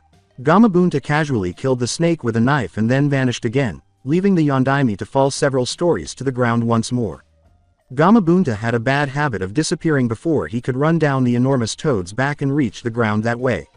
"Whatever," Gamabunta responded. Unfortunately, a seal was located half a block away. He fell to the ground and then threw himself back into the fray. The giant sand-colored tanuki appeared in the center of town just as it appeared that the invasion was coming to an end. As he walked to the monstrosity that was trampled underfoot in the financial district, the Yondaime moaned, "Great. Just great." He had the distinct impression that there wouldn't be another summon-happy moron to save him the next time, so he wondered exactly how he was going to handle this mess without getting half the Kyuubi back in the Shinigami's stomach. He saw something protruding from the forehead of the creature, which he vaguely understood must still be Suna's Biju given the quantity of sand ninja that were out and about. The creature apparently already had a host, one that was either coma-ridden or unconscious.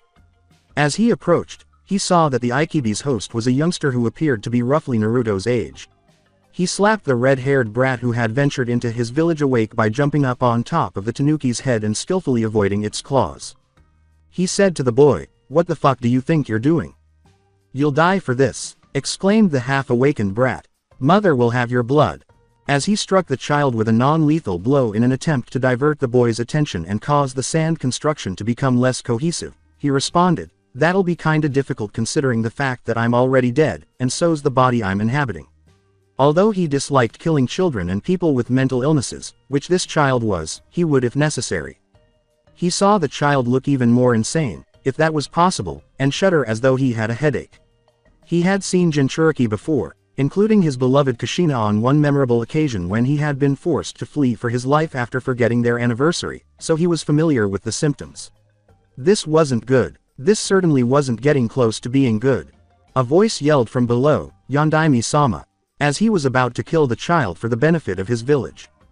"What?" he called down, unsure whether or not to be thankful for the diversion. He detested taking a child's life.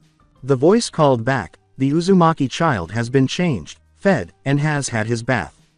Are there any other orders regarding the child?"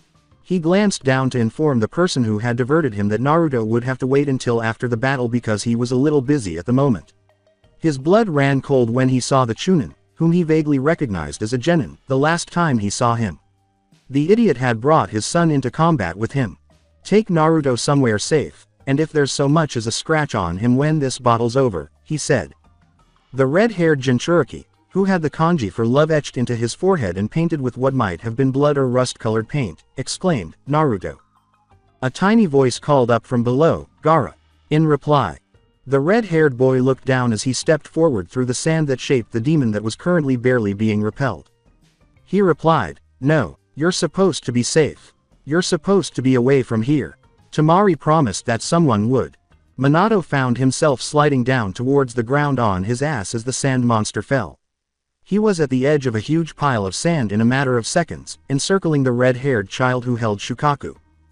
"Gaara," his naive little Naruto exclaimed joyfully as he hurried to embrace the boy. Something struck him as he saw Naruto embrace the now much more somber-looking Jinchuriki, who was hugging him in return. He said, It seems that at least on some level, Naruto remembers his mother." Gaara and Chunin, who was terminally stupid, said quite eloquently, "Huh." Kushina was a red-haired Jinchuriki as well. He responded. When the toddler began to whine and reach for Naruto, Gaara held him at arm's length, gave him a strange look, and then gave him another hug. He would be closely examining whatever seal the Astard who stuck Shukaku in the boy had used, but for the time being, it appeared that the Jinchuriki situation was settled.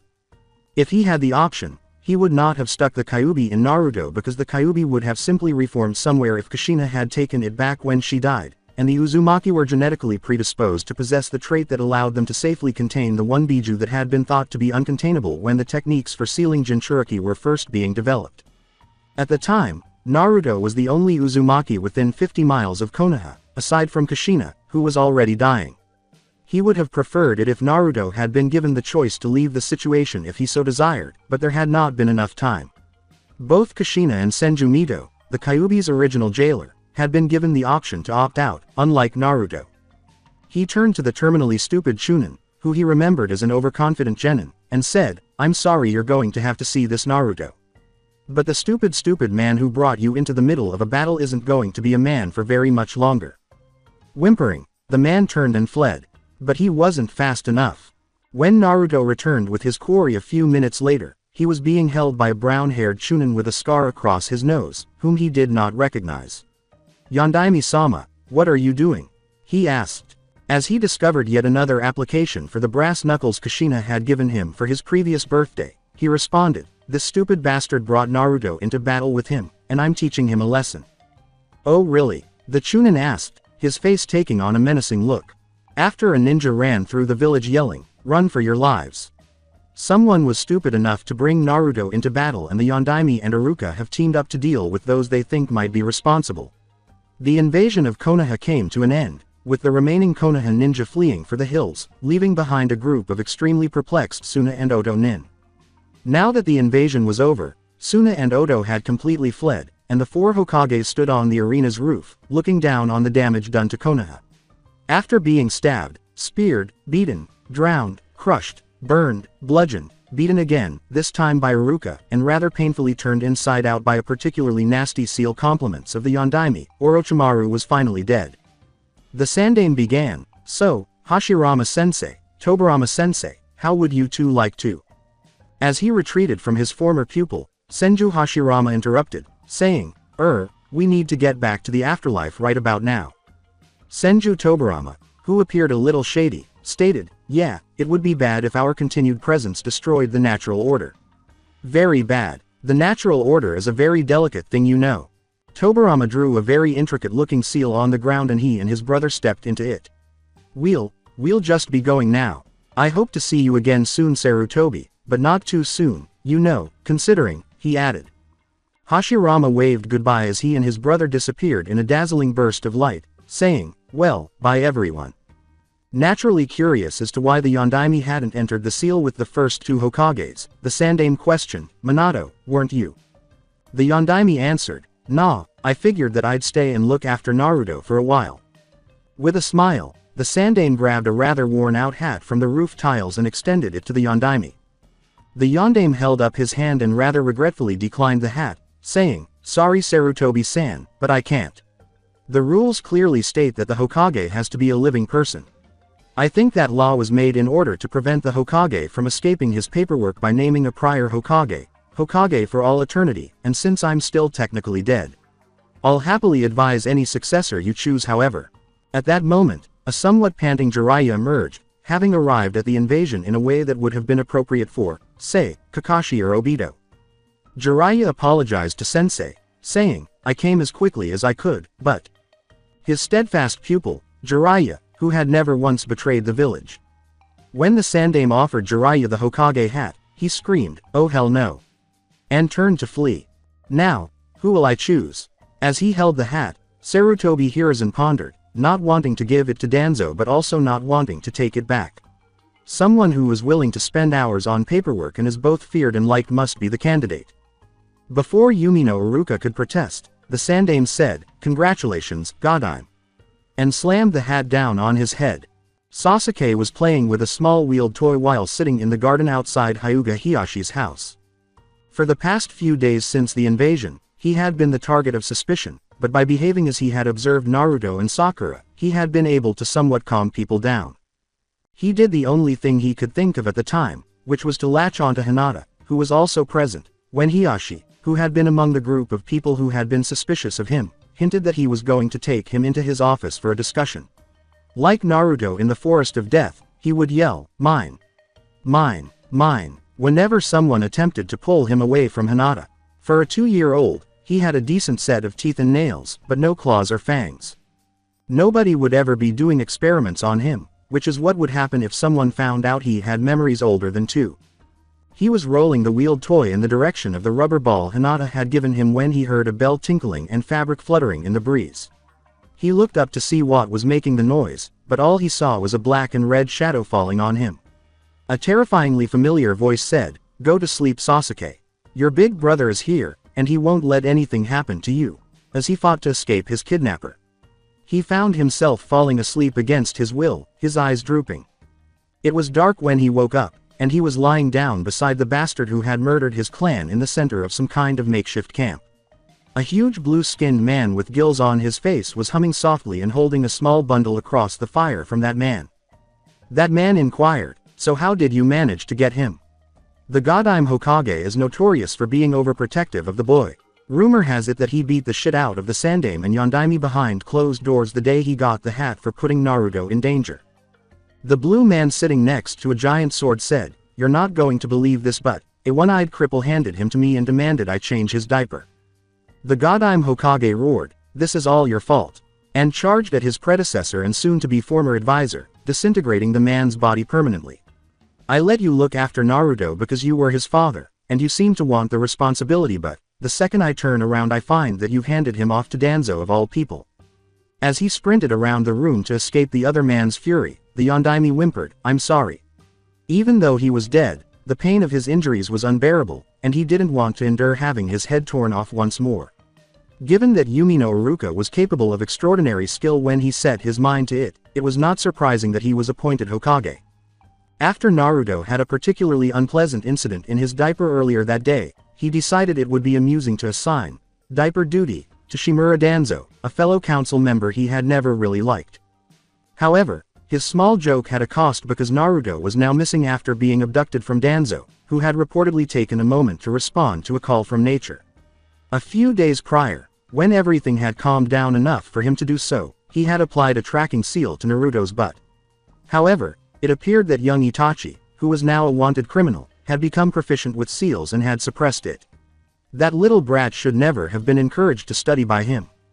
The Godime's anger, which increased with each minute that went by without Naruto's return or at the very least information on his whereabouts, was not eased by little Kakashi's efforts to track him down the old-fashioned way with a veritable army of hunter nin. When the Yondaime finally had the nerve to use the Hiraishin to escape, the Godime Hokage Yumino Iruka yelled after him, "I should have known that you'd be the worst person to look after Naruto considering what you did to him the day he was born." "Poor Naruto," cried the Godime. "Being kidnapped by S-class missing nin. He must be completely traumatized." Naruto blinked drowsily at the large blue man holding him and yawned. The blue man appealed to him. He had given him dango earlier, rocked him to sleep like Daddy Iruka did, and allowed him to ride on his shoulders like the yellow-haired man known as Dada had done yesterday. The large blue man smiled down at him as he looked up, flashing a set of neat-looking, pointed teeth. He curled closer to the man, blinked again, and fell back asleep. After the haste, they were meant to have returned to the cave with the statue for the extraction procedure, but for some odd reason, Kisame was moving slowly this morning and appeared to be reflecting.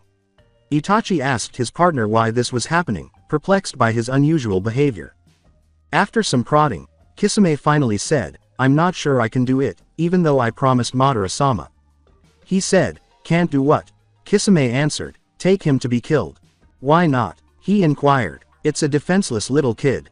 Killing enemy genin is one thing, since they signed up for it and were trained to kill, but this is something else entirely." Kisame responded, holding Naruto out so that Itachi could look into the eyes of a crying toddler who had woken up unhappy to find Daddy Iruka missing. The eyes were impossibly wide and watery blue. He discovered that he also didn't want to do it. During the massacre, he had seen far too many of these things. Just as there were various classes of criminals in the world, there were also various classes of missing nin. People who enjoyed hurting young civilian children were disapproved of. The Jinchuriki might have been able to defend himself if he had been older and more capable, if only because Sasuke could have been killed if he had been overt about not doing so. But now, after some time, the Kisame said, "Itachi." They both went silently on down the road, absorbed in their thoughts about the task at hand. He said, "Yes, Kisame." Kisame pointed to Sasuke, who had resisted Itachi's attempt to put him in the makeshift sling he had made before they left that morning and had to go through another sleep jutsu, and remarked, "I think there's something seriously wrong with that kid." He questioned, "Why do you say that?" "Last night, he tried to murder you in your sleep 5 times, replied Kisame. He responded with, "HN," as his go-to response when he was at a loss for words. Although there had been that incident with the kunai, Sasuke had not been nearly as violent at this age the previous time around. When he realized that his younger brother had somehow gotten into his weapons pouch before he was sent outside to play, he winced and rubbed the scar on his hand from the time he had attempted to prevent Sasuke from eating the entire tomato plant because the plants themselves were poisonous. He quickly discovered that he should never interfere with Sasuke's tomato eating. Although they weren't Sasuke's favorite food on their own, they came in second and were a component of his favorite dish. After that small incident, he had also learned to better secure his weapons pouch. After thinking of a plausible reason why his now 2-year-old brother would want to kill him, he finally said, "Maybe it's because I forgot to feed him." He would have taught his younger brother that kunai should not be used to wake people up and resumed locking his weapons pouch. Since his little brother's foot had gotten out of the sling and was now pressing into an awkward spot, he moved his little burden to a more comfortable position and remarked, "Sasuke tends to get very cranky when he's hungry. We'll have to stop and get him some food." As he turned to face the road and the town that lay along it, Kisame remarked, "Good idea." When Sasuke woke up, he was strapped into a booster seat at a restaurant. All of his favorite foods were spread out in front of him. Since that man was seated next to him, this had to be a trap in some way. However, an entire bowl of cherry tomatoes and onigiri. Although the child had a whole super-sized bowl of ramen in front of him, he moved to take one of the tomatoes before Naruto, who was seated in a booster seat next to him, could get any. The man beside him tensed up. Reluctantly, he closed his fingers around the mouth-watering tomato and placed it back. A bright, happy voice exclaimed, "Itachi." Kisame, "Hi," as a man in an orange mask, dressed in a cloak that matched that of that man and his friends, walked over to the table.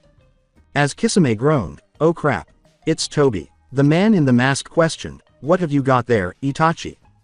"My brother had an accident with the Fountain of Youth, and I thought it would be safer for him if I kept him with me," replied that man.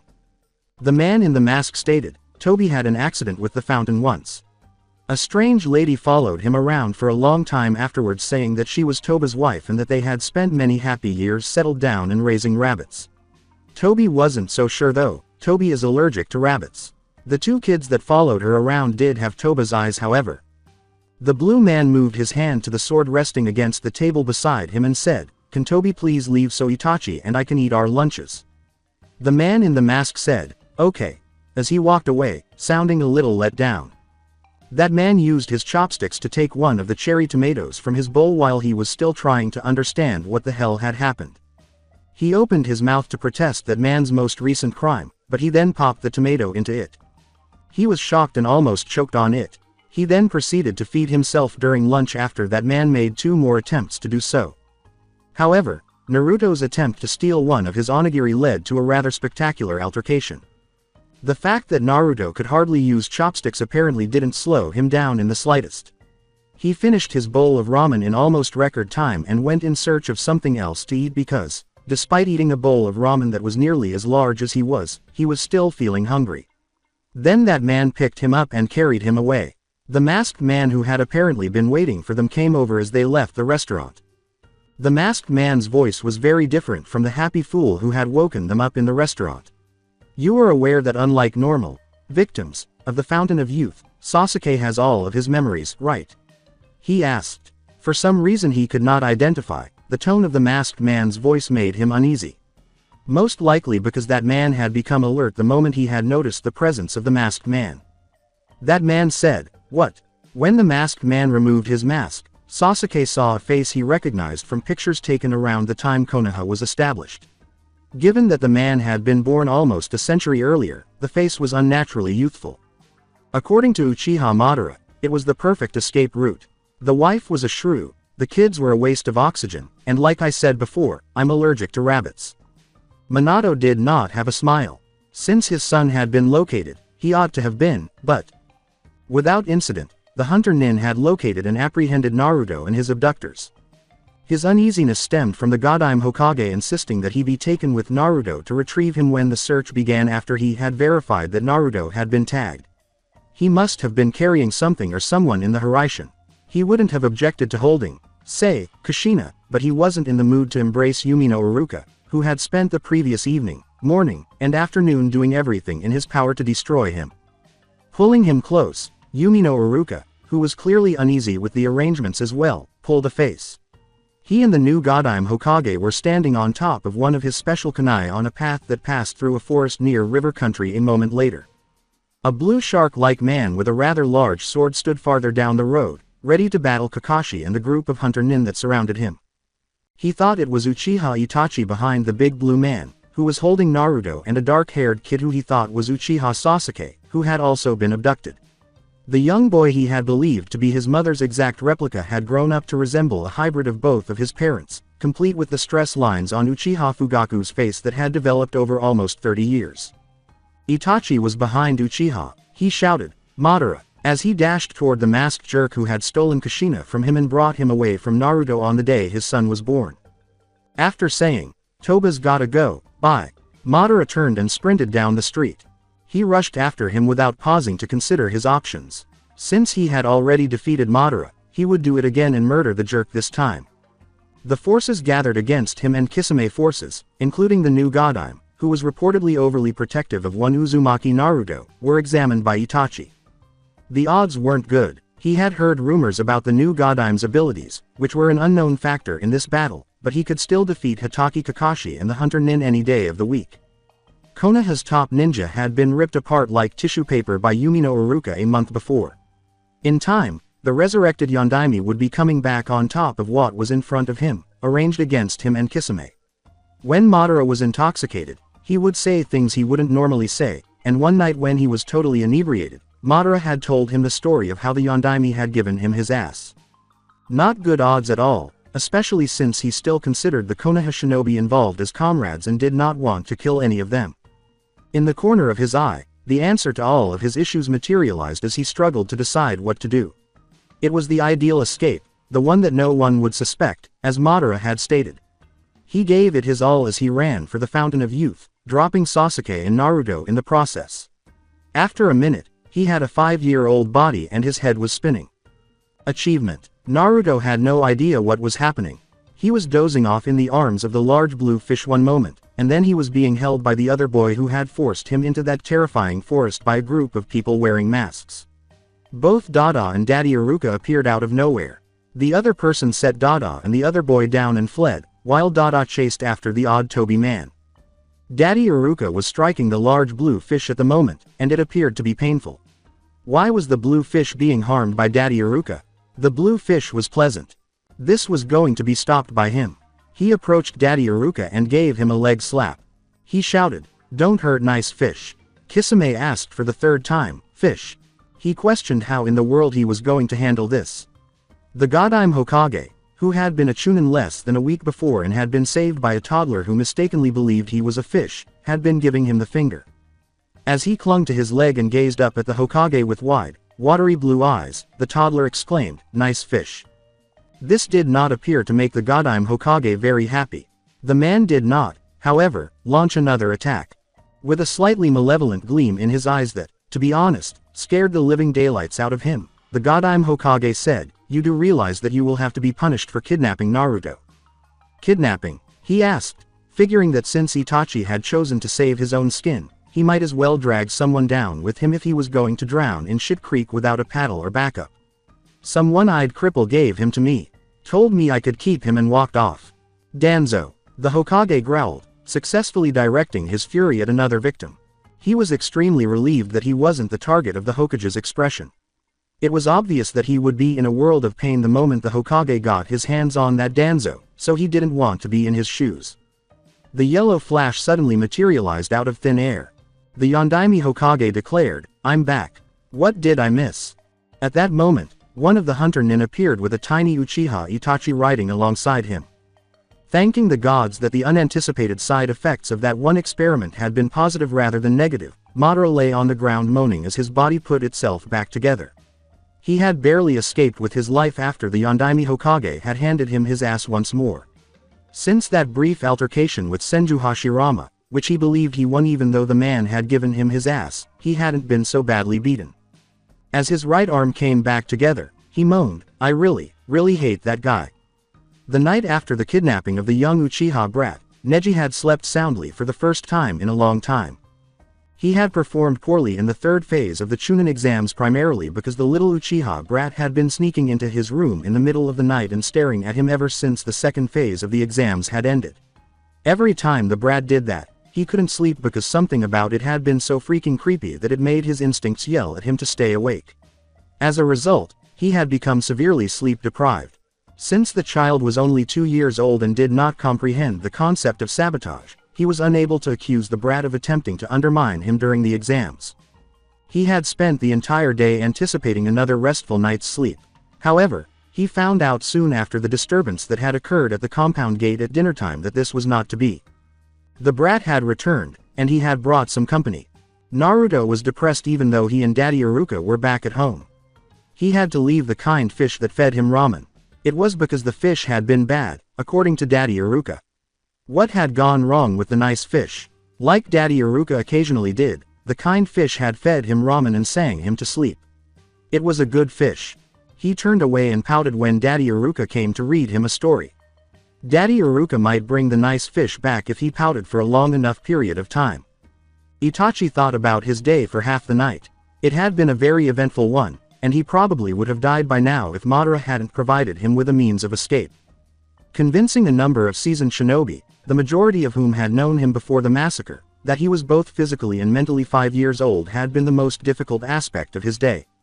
He had benefited from the fact that all non-Uchiha users of the Fountain of Youth had lost their memories past the age at which they were de-aged. Thankfully, he had never had to try the nearly impossible task of dulling the intelligence behind his eyes because, even when he was actually 5 years old, he had always been bright and had always had something there.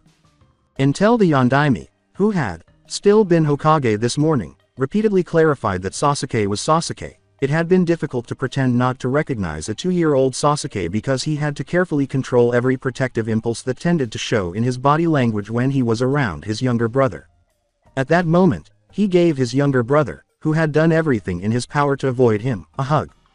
One of his former subordinates had carried him back to Konoha after his command performance. After arriving in Konoha, he was escorted to the Hyuga clan compound, where Hyuga Hiyashi had finally agreed to take him in following a protracted and boisterous argument in which the Hokage had made a number of concessions. Following the successful conclusion of the negotiations, he and Sasuke were taken into the compound, fed, and dressed for bed before being given this room. Even without the protection detail the Hokage was supposed to send to watch him while he was in the compound, he could feel 3 people watching him as he made his bed. Sasuke had remained silent, clearly sensing that they were also being watched. But the murderous expression in his younger brother's eyes said it all.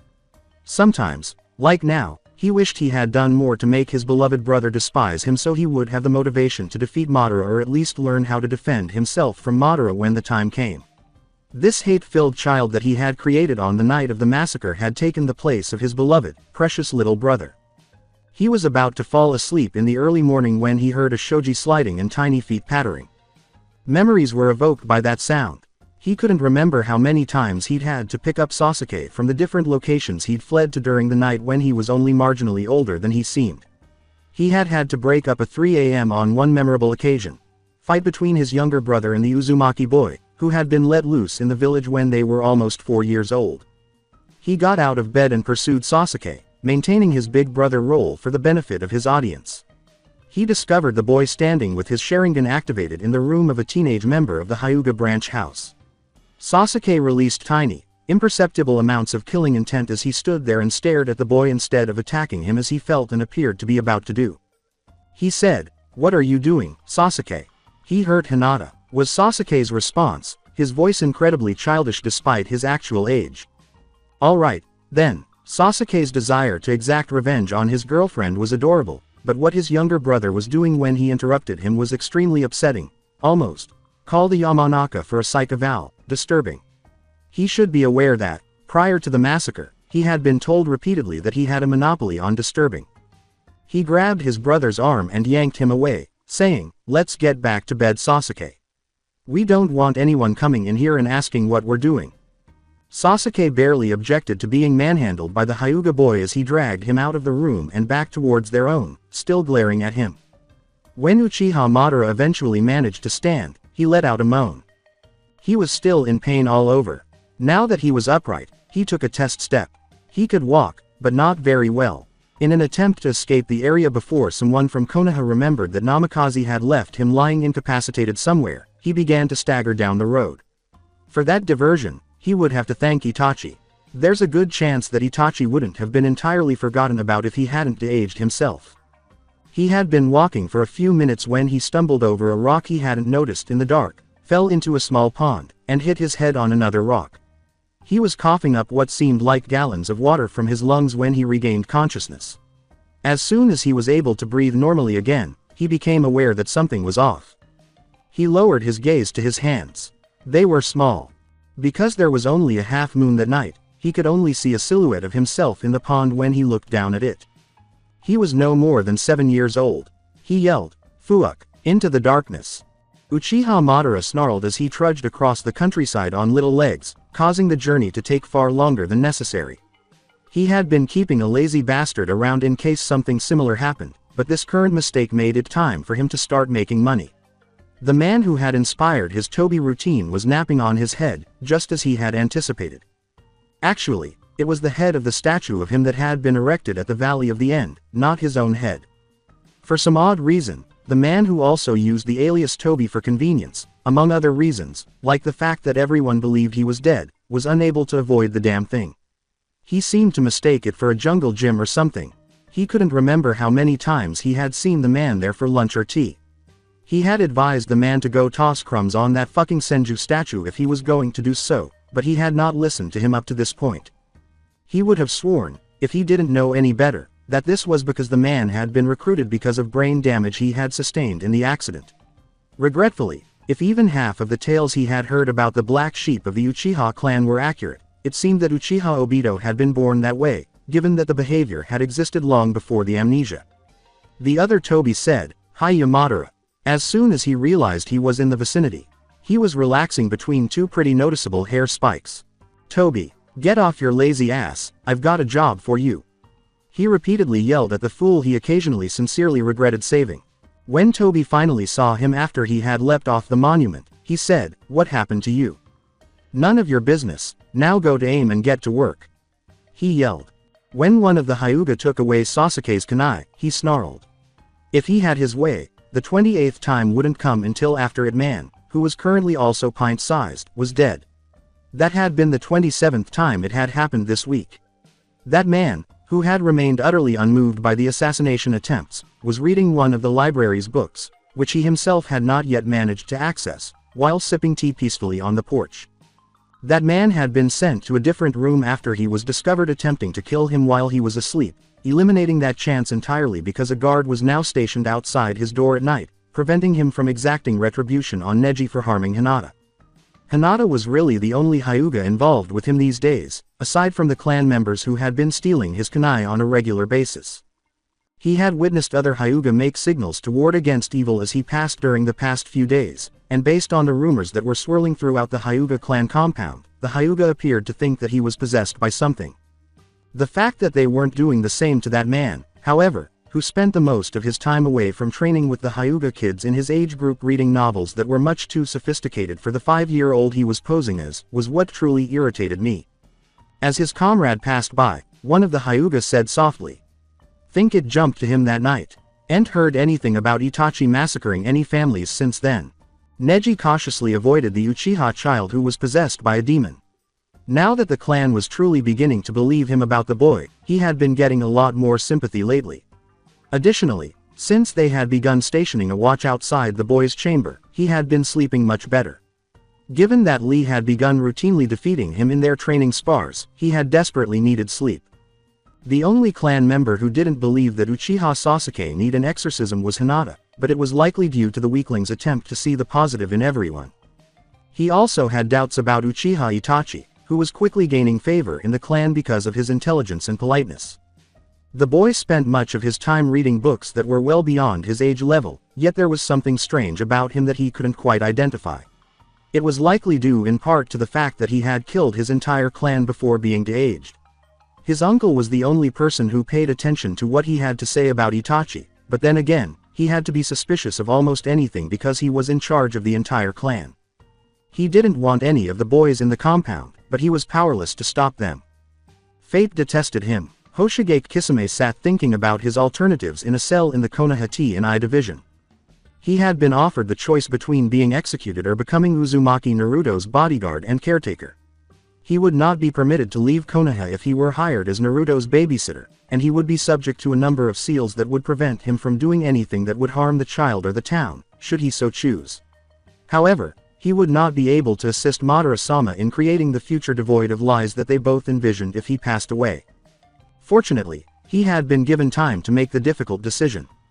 While his route was being dismantled, a bruised and battered Danzo sat in the jail next to Kisame, hating his lot in life. Nagato, who was now using Yahiko's body to concentrate on the scene below the tower where Madara, who had just returned to aim to check in and give them more orders, was standing in an alley kicking a stray puppy, was asked by Conan, "Is it just me, or is Madara trying too hard?" As Madara ran off to do something that only God knew what, Nagato retorted, "No, it isn't just you. I think he sent the other Toby again. You know, I really hate it when he..." "A crash, sorry," Conan stated. "Does that? Every time the other Toby shows up, there's nothing but screee. A crash. Watch where the fuck you're going, asshole. Disaster after disaster until he, boom, leaves." A still smoking Toby leapt over the balcony rail where Conan and Yahiko's bodies had been seated 2 minutes after the explosion. The man extinguished the fire on his sleeve and stood alert. Toby apologized for being late. "I stopped to destroy an old lady's groceries and throw a cat into a tree." Nagato, now known as Pain, wanted to smash his skull or heads, all 7 of them, against the closest wall.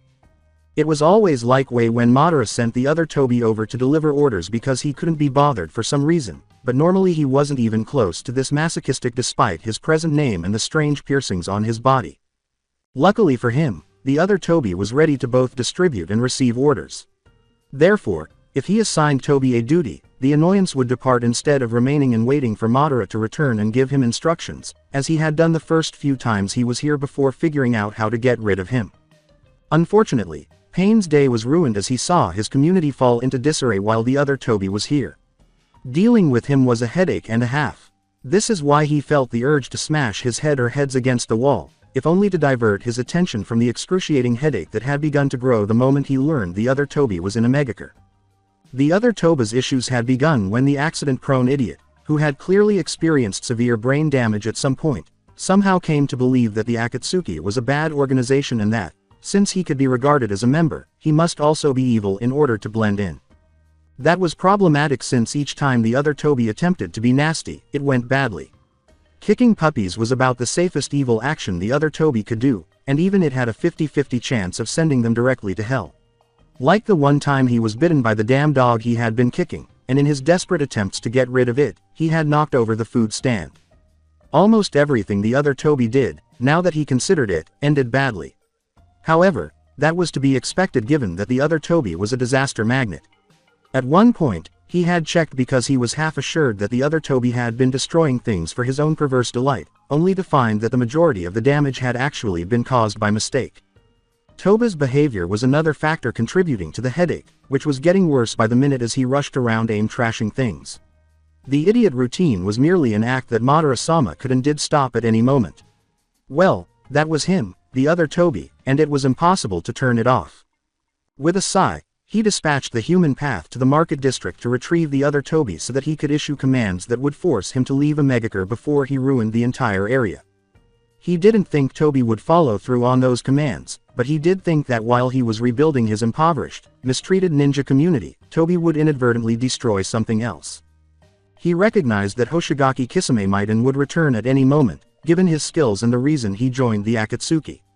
The other Toby was free to obliterate Konoha as he pleased until then. For once, let them take on the task of reconstructing after the other Toby has exploded. He detested Konoha and the ninja bastards who lived there, so it's not like he gave a damn. And, the Godime Hokage was pacing among the ranks of newly discovered shinobi after Danzo was arrested for turning Naruto over to a possible enemy, while Kisame was signing his life away to the village of Konoha, knowing that one day he would be able to escape and assist Madara-sama with his ambitious plans. He identified one or two of the root shinobi, who ranged in age from middle-aged to academy-aged kids, as previous pupils who had mysteriously left his class. They had been in the upper middle of a fairly competitive pack when they disappeared, which is why he was so shocked by their departures and the fact that he hadn't seen them since. He was furious now that he knew where they had disappeared to and what had happened to them. Children shouldn't be forced to perform tasks that even seasoned Anbu would object to, and they shouldn't be treated like throwaway resources even if they have no families or clans to protect them. Orphans made up almost all of the soulless, blank-eyed kids and adults around him. These included orphans created by the wars, the Kyuubi attack, and other events, orphans who had disappeared from the public view and been absorbed into Danzo's private army without anybody recognizing them or knowing. He may have disappeared into these ranks long ago if he hadn't drawn so much attention to himself in the days following the Kyuubi attack, if he hadn't captured the hokages and the public's attention. The saddest part was that they would all be left alone when they were brought back to Konoha proper and taught how to be human once more. Danzo would suffer as a result. He would actually be signing the order to have Danzo skinned alive when he returned to his office. In order to fulfill his own orders, he would then be freeing up the remainder of the day and canceling a number of meetings that were not really necessary. And, as he hurried to Konoha to save Kisame, Toby scowled. He had a headache whenever he was close to Konoha, but he had no idea why. He therefore made every effort to stay away from the location if at all possible. Although he had little knowledge of his past prior to the Akatsuki, he assumed Konoha had some connection to it. But no matter how hard he tried, he couldn't figure it out because his first recollection was of stumbling, falling, and landing headfirst on a rock in a cave with a large statue. Given that half of his body appeared to have been replaced by one of those Zetsu tree people, whatever the hell happened before then must have been really terrible. As he got closer to the gates, he sighed, straightened his scarf, and took a couple of aspirins even though he knew they would be completely useless. For some odd reason, he recognized the very bored-looking gate guard with silver hair who was reading an orange book while he waved people through. The pressure behind his eyes was increasing and eventually turning into a headache, so he wasn't concerned to try to figure out how or why. The silver-haired guard passed the table without even pausing to sign in, saying, "I'm sorry, but I'm going to have to ask you to remove your mask." He sighed, knowing the kind of reaction he typically had when he revealed his face. To avoid upsetting the locals, he used a gentle genjutsu that would slightly blur his features for anyone not trying to gaze at him over the area, and then he removed the mask. When he took off his mask, the silver-haired gate guard didn't look disgusted like many others did. Instead, he looked stunned for a second, then happy, then something else. Before he knew it, the man was kneeling in front of him, sobbing into his shirt as his arms were encircling his waist. "I'm sorry, I'm sorry, I'm sorry," was about all he could make out from the words of the stranger who refused to let go no matter how many times he attempted to pry him off. Why are Kakashi's friends resurrecting from the dead? As he completed another tour of the hamlet, Guy reflected on the scene in front of the western gate. If things continue this way, Rin should return sometime next week. With a joyful grin, Naruto dashed out into the lawn, where Daddy Iruka's surprise awaited him. It was the return of the blue fish. It was the return of the blue fish. The large blue fish grabbed him up and twirled him around, saying, "Up you go." With a sardonic smile, the large blue fish threw him high into the air, spinning him around as he went up and down, and exclaimed, "We." It was enjoyable. The large blue fish repeatedly did it. It was no longer as enjoyable. Once more, the large blue fish did it. His stomach rumbled. Once more, the large blue fish did it. He regurgitated. He barfed on me. They do that sometimes. Oh, hi Itachi. Thanks for leaving me in the lurch, not that you remember or anything. He brought Obito into his flat and added, "I know it's really small, but you can stay here as long as you like."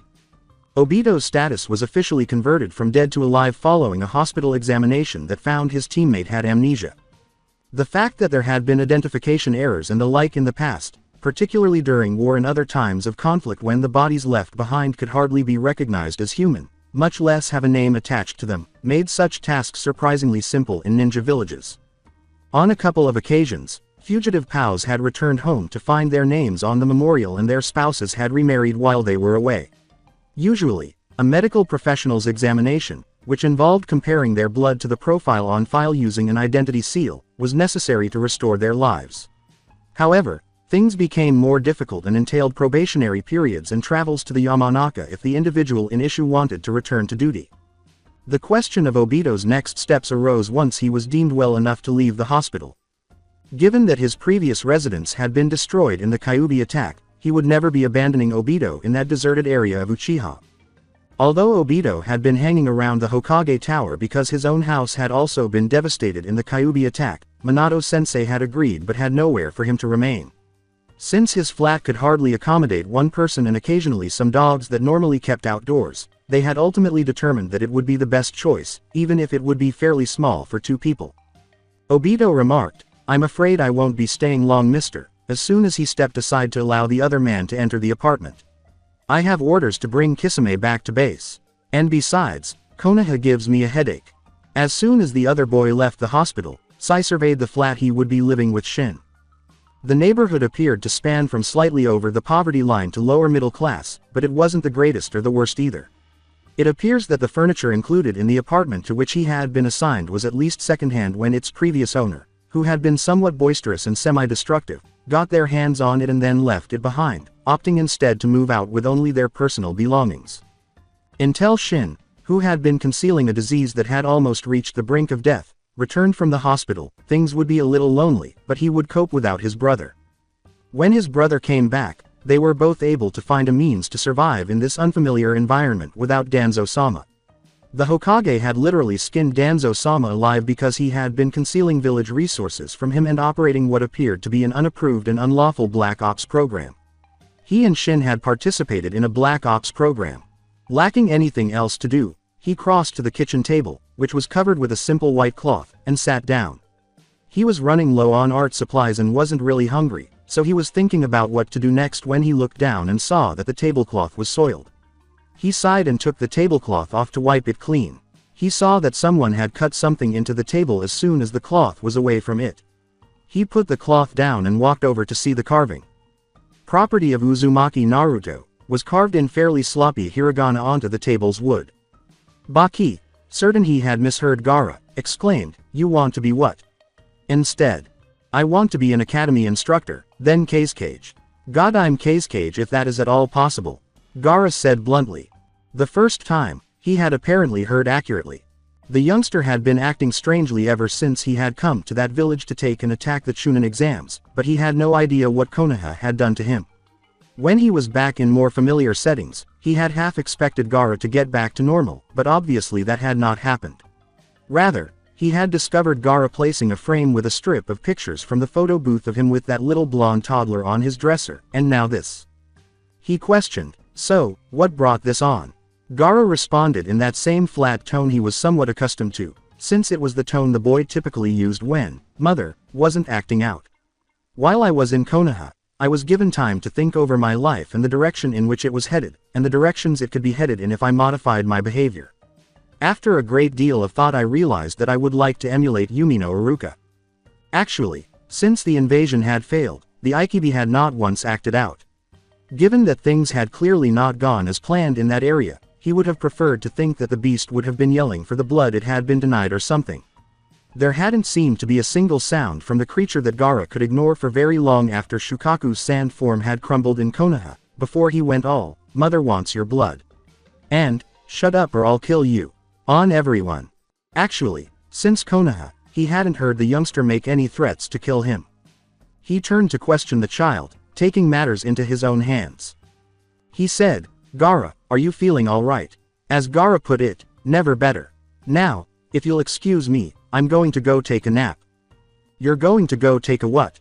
With a sigh, Yamada Ichiro walked slowly along the street.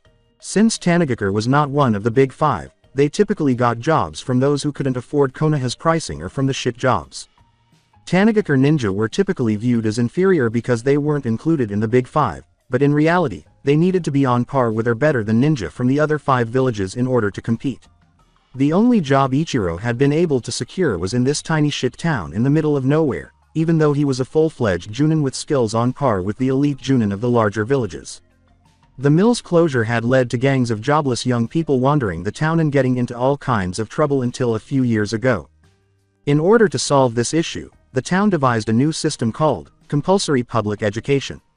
Ichiro was hired as a truancy officer, which essentially meant that he had to spend his days scouting the village for straggling kids and escorting them to the schoolhouse, where they were kept busy for 8 hours of the day and sent home with assignments meant to keep the young bratlings busy until bedtime. Ichiro saw a young guy with long, wild, spiky hair sitting at a table as brazen as brass as he passed a cafe he was thinking about stopping at for lunch. The child was clearly from out of town, judging by the length of his hair and the fact that he was not wearing a school uniform. Ichiro asked the youngster, "Hello young man, where are your parents?" He was curious as to why the fools had neglected him in spite of the sign on the way into town. "Dead," complained the boy. Ichiro let out a sigh. He wouldn't have to fill out all the paperwork, but he would have to drag the yelling child in for the drawn-out process of enrolling him in school, which included an intake exam, multiple vaccinations, and the boy being photographed and marked for future identification. He nearly couldn't decide which was worst. Grabbing the boy's arm, he said, "Sorry about this." Madara grinned, having been employed by the neighborhood kids. He had finished the first phase of his plan. Desperation took hold of him as the sound of 1,000 birds filled the air. His fist was flashing white as he leapt on the opponent. Then she appeared. As she opened her mouth and said, "Hataki-san, where do you keep the wasabi?" In a voice that sounded exactly like Obito's, he could feel the blood on his palms and smell the burning of flesh. When Kakashi finally woke up and noticed Obito searching through the tiny refrigerator in the tiny kitchen of the flat, he remarked, "I don't." "Why do you want it?" "That man who said he used to be our sensei is dropping by for lunch today, and I thought I'd make something nice," remarked Obito. His mask was different from the one he had worn when he first entered the community. That was as a result of the intriguing incident that occurred when Minato first saw Obito. Since he hadn't had the funds to cover everything, Minato was still cleaning up the extensive damage caused by his and Obito's brief pursuit through the village. "You don't need to fix anything. Minato-sensei doesn't eat," Kakashi replied. "Obito, who had been loitering around the flat and depleting Kakashi's already little resources because no one wanted to hire a very awkward and perhaps dangerous amnesiac who was certain he was a member of a bad organization and must therefore be evil, questioned, why not? The town would have suffered far more harm and devastation if it weren't for Obito's persistent headaches.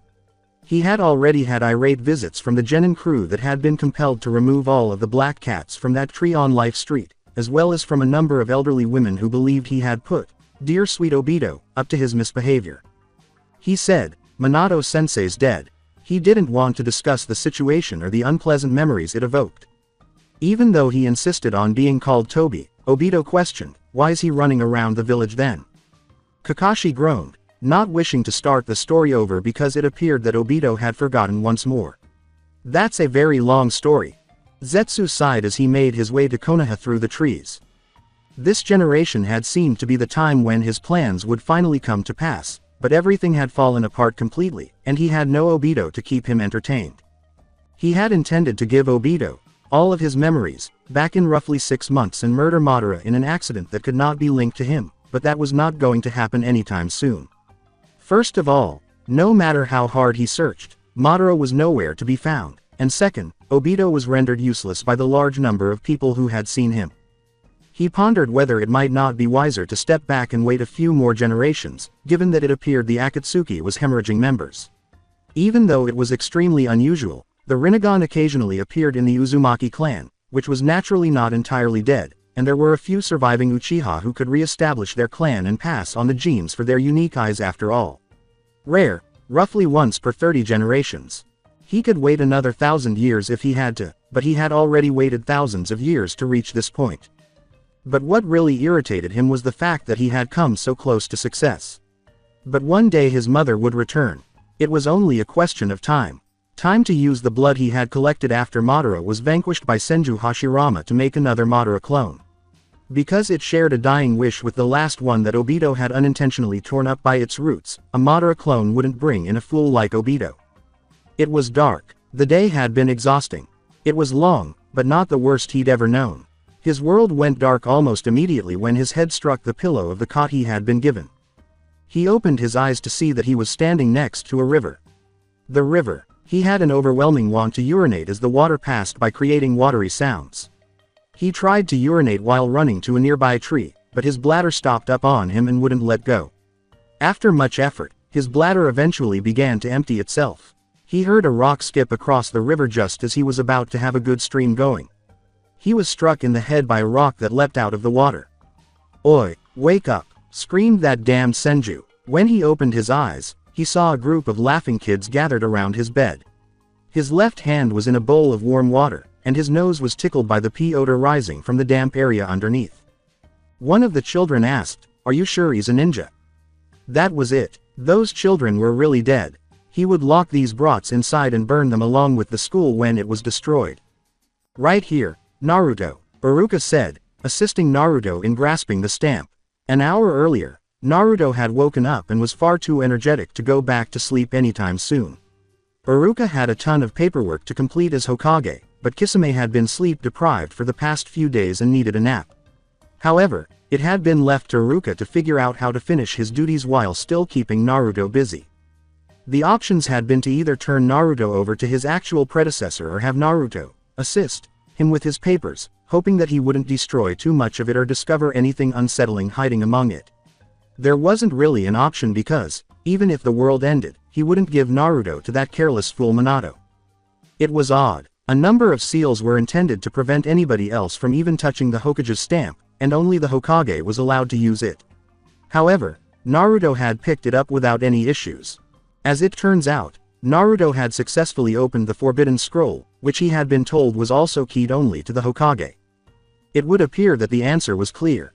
Hiruzen-sama had foolishly put Naruto in peril by keying him into both objects several years before the Fountain of Youth occurred, even though he had intended for Naruto to succeed him. The Sandaime would cover the cost. He completed stamping papers with young Naruto, who was obviously enjoying the activity. Since being named Hokage, he had not had nearly as much time to spend with the youngster, and as a result, every moment he did have with him was even more valuable. Toby exclaimed, "Alley-oop," while he threw another cat into the tree. The cats that had attempted to get away from him scratched up the hand on his intact side, but he was determined to do it correctly this time. Since he was created to be bad, he would act evilly. Putting cats in trees is an example of evil behavior. The small voice in the back of his mind that accompanied the memory of the taste of sweets reminded him that he shouldn't be assisting elderly women with their groceries, no matter how much they begged him to. One of the men wearing animal masks, whom he sometimes saw strolling around the town, questioned the other who was with him. Was that Tora? The second man wearing an animal mask said, "I didn't see anything, and if you know what's good for you, you didn't either." So this was the end of the series. I hope you enjoyed it. To watch more series like this, subscribe to my channel. Till then, be Weeb offline.